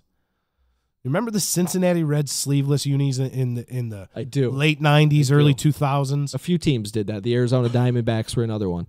But the Cincinnati Reds sleeveless was such a classic pinstripey look, but the sleeveless unis with the dark colored sleeves underneath, I was a big fan of that sleeveless look. I always had hoped that teams that I was playing for at that time would go with sleeveless unis because I was a pitcher, and it just seemed like it would work out a whole lot better. But, yeah, I'm going to go with the Cincinnati Reds sleeveless unis as my number 3.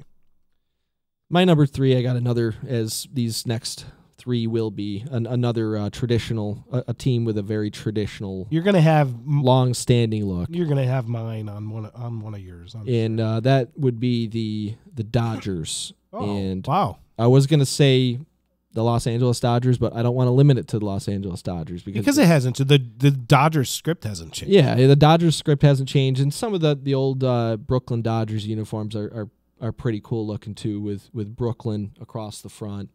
So in general, I'll just say the Dodgers there.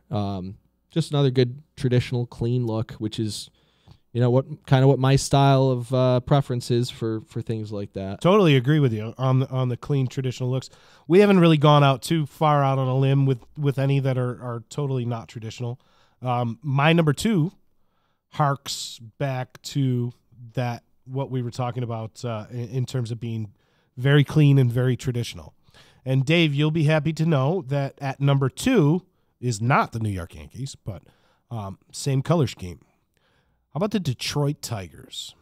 Detroit Tigers regular standard home unis. The cursive D, or the Old English D on the hat. Real solid colors, navy blue and white. I love it. I love those colors. And then the script D on the chest with the piping. Really clean looking uniform. So I like the Detroit Tigers at my number 2. My number 2 is the Chicago Cubs. And, again, another traditional pinstripe. The Chicago Cubs home uniforms, I'll say specifically. White, stripes, pinstripes on there. The Cub logo, very basic, very simple. Very traditional, again. And it's like the look of the Cubs logo. And for many, many years, those uniforms were synonymous with losing, and they're not anymore.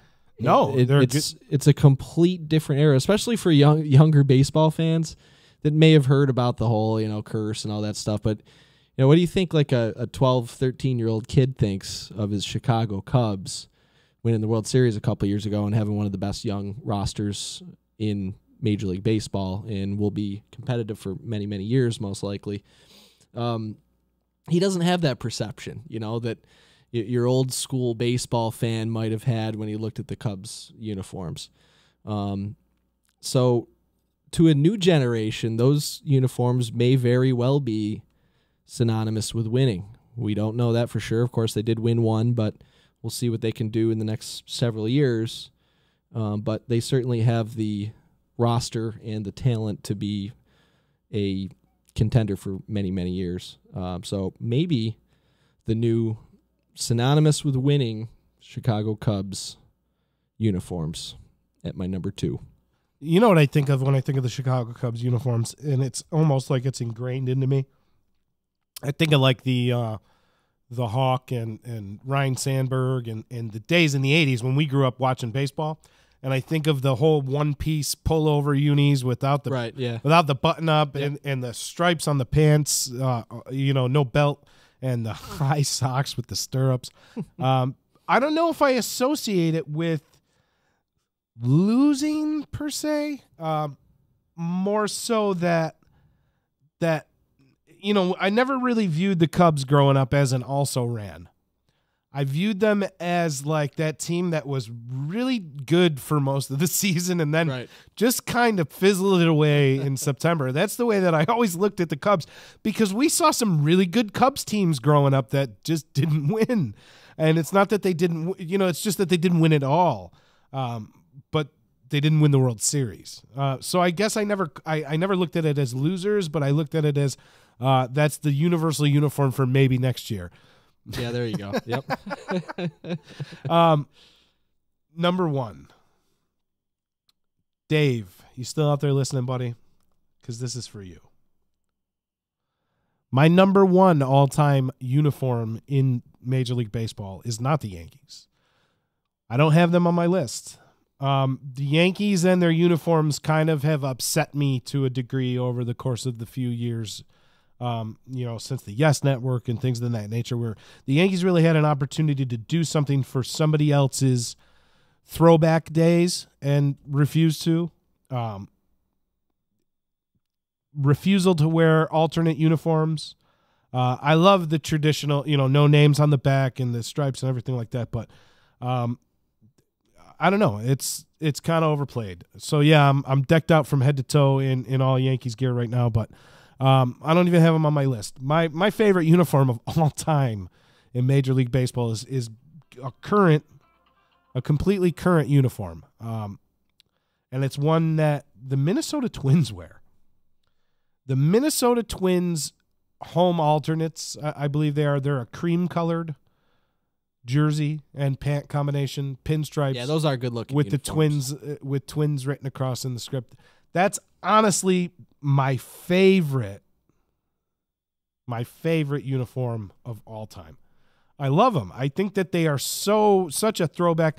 Running really close to my list and bearing mentioning a team that I grew up with watching a lot of just because I loved Ken Griffey Jr., the Seattle Mariners teal alternates when they wear the teal top and the white bottoms were close to my list. And the Chicago White Sox, I had the Chicago White Sox as my 8th. When the White Sox, the powder blue KC Royals bumped them out of that number 7 spot. So when the White Sox switched over in the early 90s, mid 90s, they switched back over to the black and white stripes with the SOX on the hats, away from that red, white, and blue scheme.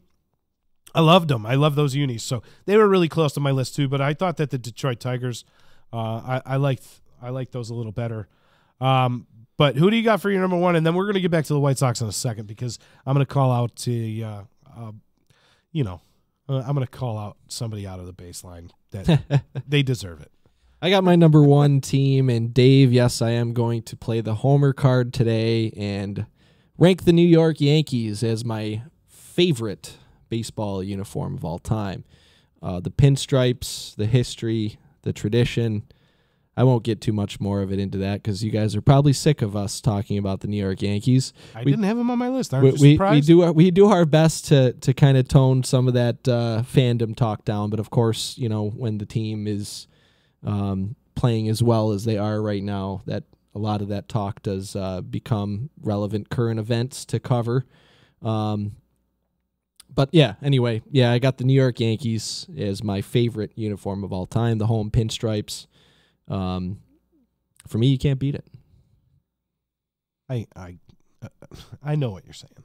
I couldn't put him on the list. I wanted, why I couldn't put him on the list is because there was so many rattling off the top of my head. There are so many that I had to keep trimming, and I decided one of us would do it, and I knew it would be you, so I said, I'm not going to do it. I think we both are on the line with the classic type look. So that's it. That's the 7th inning stretch, folks.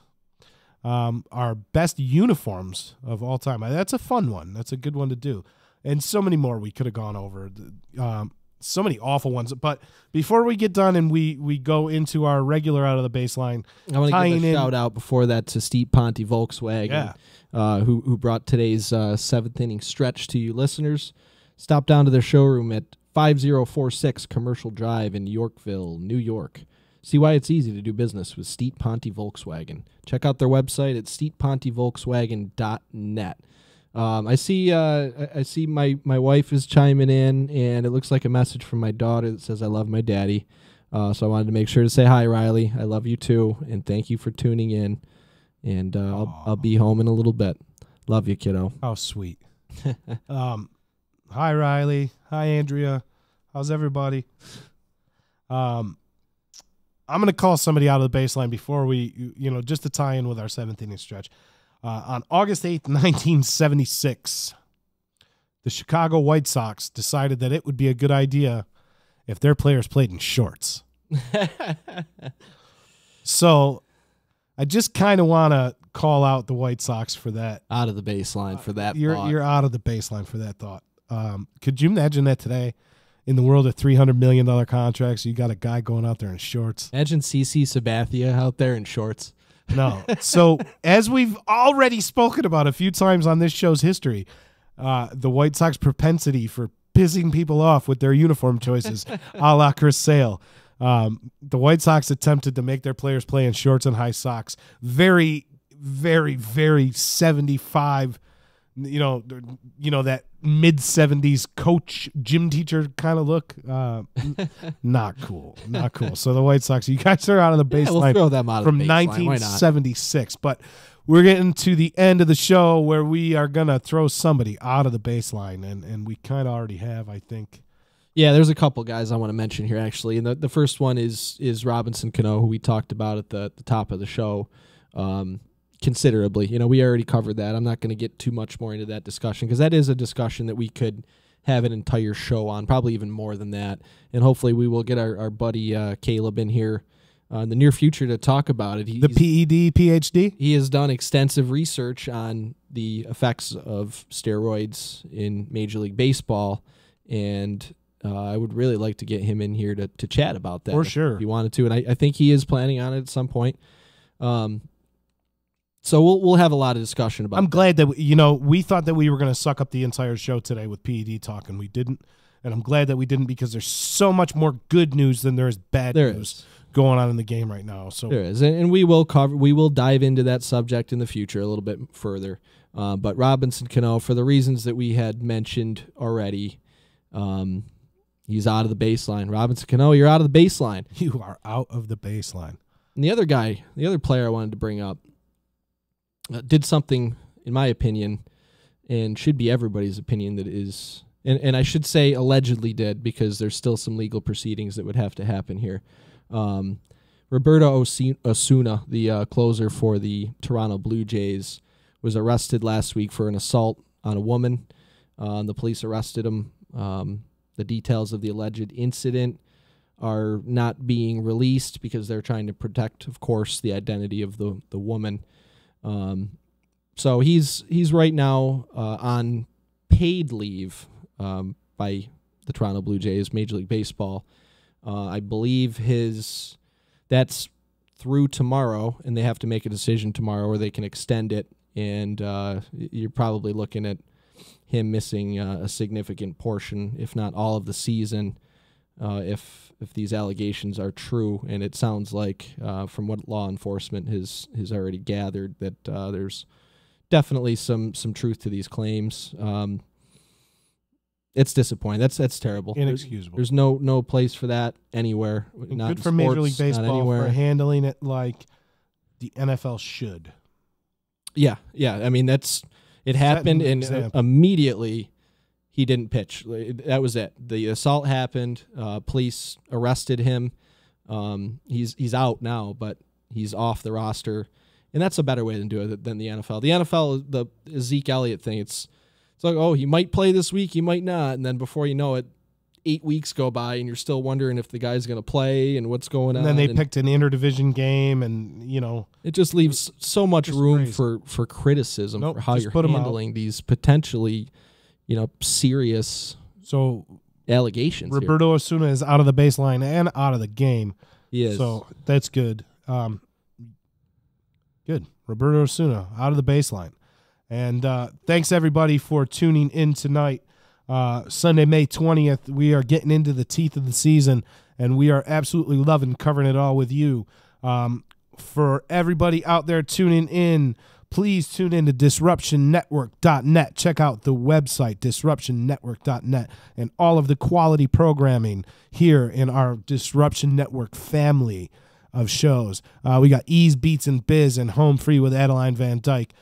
Back Talk with Tommy Drama, and our sister show. I always say it, so now I'm going to say it on purpose. Our sister podcast, football podcast called The D-Line, going to pick back up again, coming up here soon. Yeah, and you can check out all their past shows too. If you're missing the D-Line, you wanted to go back and hear what they were saying during the draft, or at any point during free agency or any time prior, you can find all that content right on the website. And our boy Anthony Z. Donaldson has EC Radio every day during the week. Good content, local content, national content on that show too. So yeah, check us out, DisruptionNetwork.net. All our past episodes on DisruptionNetwork.net, as well as YouTube, Twitch, Google Play. Get out there and stay inside the baseline. If you could, give us a share, give us a shout. Share us in one of your groups, in your baseball groups. Let them know that the baseball world can tune in here, and if they want to, please, call in, have a voice. And please do share this video with your friends and followers, and let them know about the baseline in case you have any friends and family that are baseball fans that might be interested in chiming in and sending us some messages during the show and getting some dialogue going. We love that stuff. So please do share this video.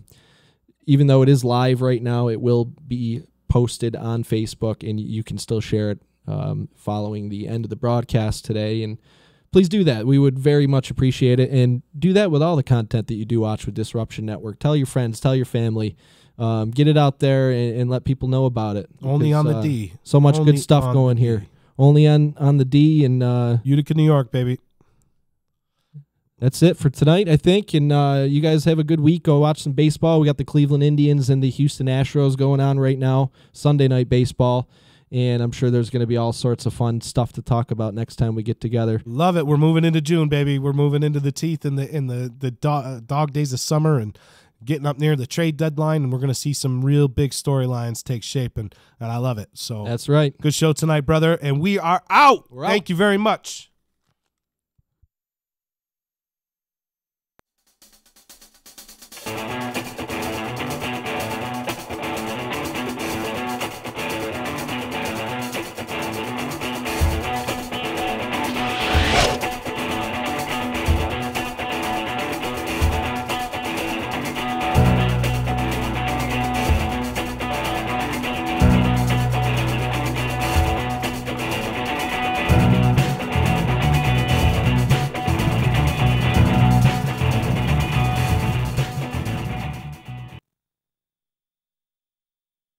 The Property Sisters of the Mohawk Valley was born when 3 top producing agents with over 25 years of combined experience selling real estate joined forces to take real estate to the next level. We practice with honesty, integrity, and the knowledge to help make the buying and selling process easy and stress-free for all of our clients. We pledge to always make our clients our top priority from start to finish and even after the house is closed. We will always be a valued resource for information and assistance for our buyers and sellers. Our customers over the years have become not only past clients, but great friends. As we join hands together as the Property Sisters of the Mohawk Valley, we look forward to serving our clients and our community and making a positive difference. You can reach us at 315-601-9630 for all of your real estate needs. When it's your hard-earned money on the line that you are investing into a home, it makes sense to choose a proven professional to assist you in making one of the biggest investments you may ever make. Josh's dedication of over 20 years to the home construction industry allows him to bring knowledge and experience to your doorstep. That means you can feel confident and comfortable with his service to you. Past clients love his attention to detail and thorough written reports. By allowing Priceless Inspections to help you make a well-informed decision concerning your property, you will find that a quality inspection is priceless. Follow Priceless Inspections on Facebook or call 315-525-8725. Hi, this is attorney Nick Pasalacqua. The team of attorneys I have assembled at Pasalacqua & Associates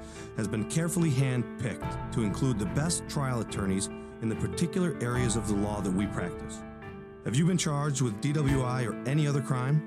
Members of our team include former assistant district attorneys, now fighting to protect your rights 24 hours a day, 7 days a week. Have you or someone you love been seriously injured in a motor vehicle accident? Members of the team at Pasalacqua & Associates include former insurance defense attorneys, now fighting to ensure that you get every penny you're entitled to. If you need legal help quick, don't waste your time or money calling anyone else. Remember, for legal help quick, you better call Nick and the team at Pasalacqua & Associates. 315-500-NICK or 315-500-6425 or visit cnytriallaw.com today.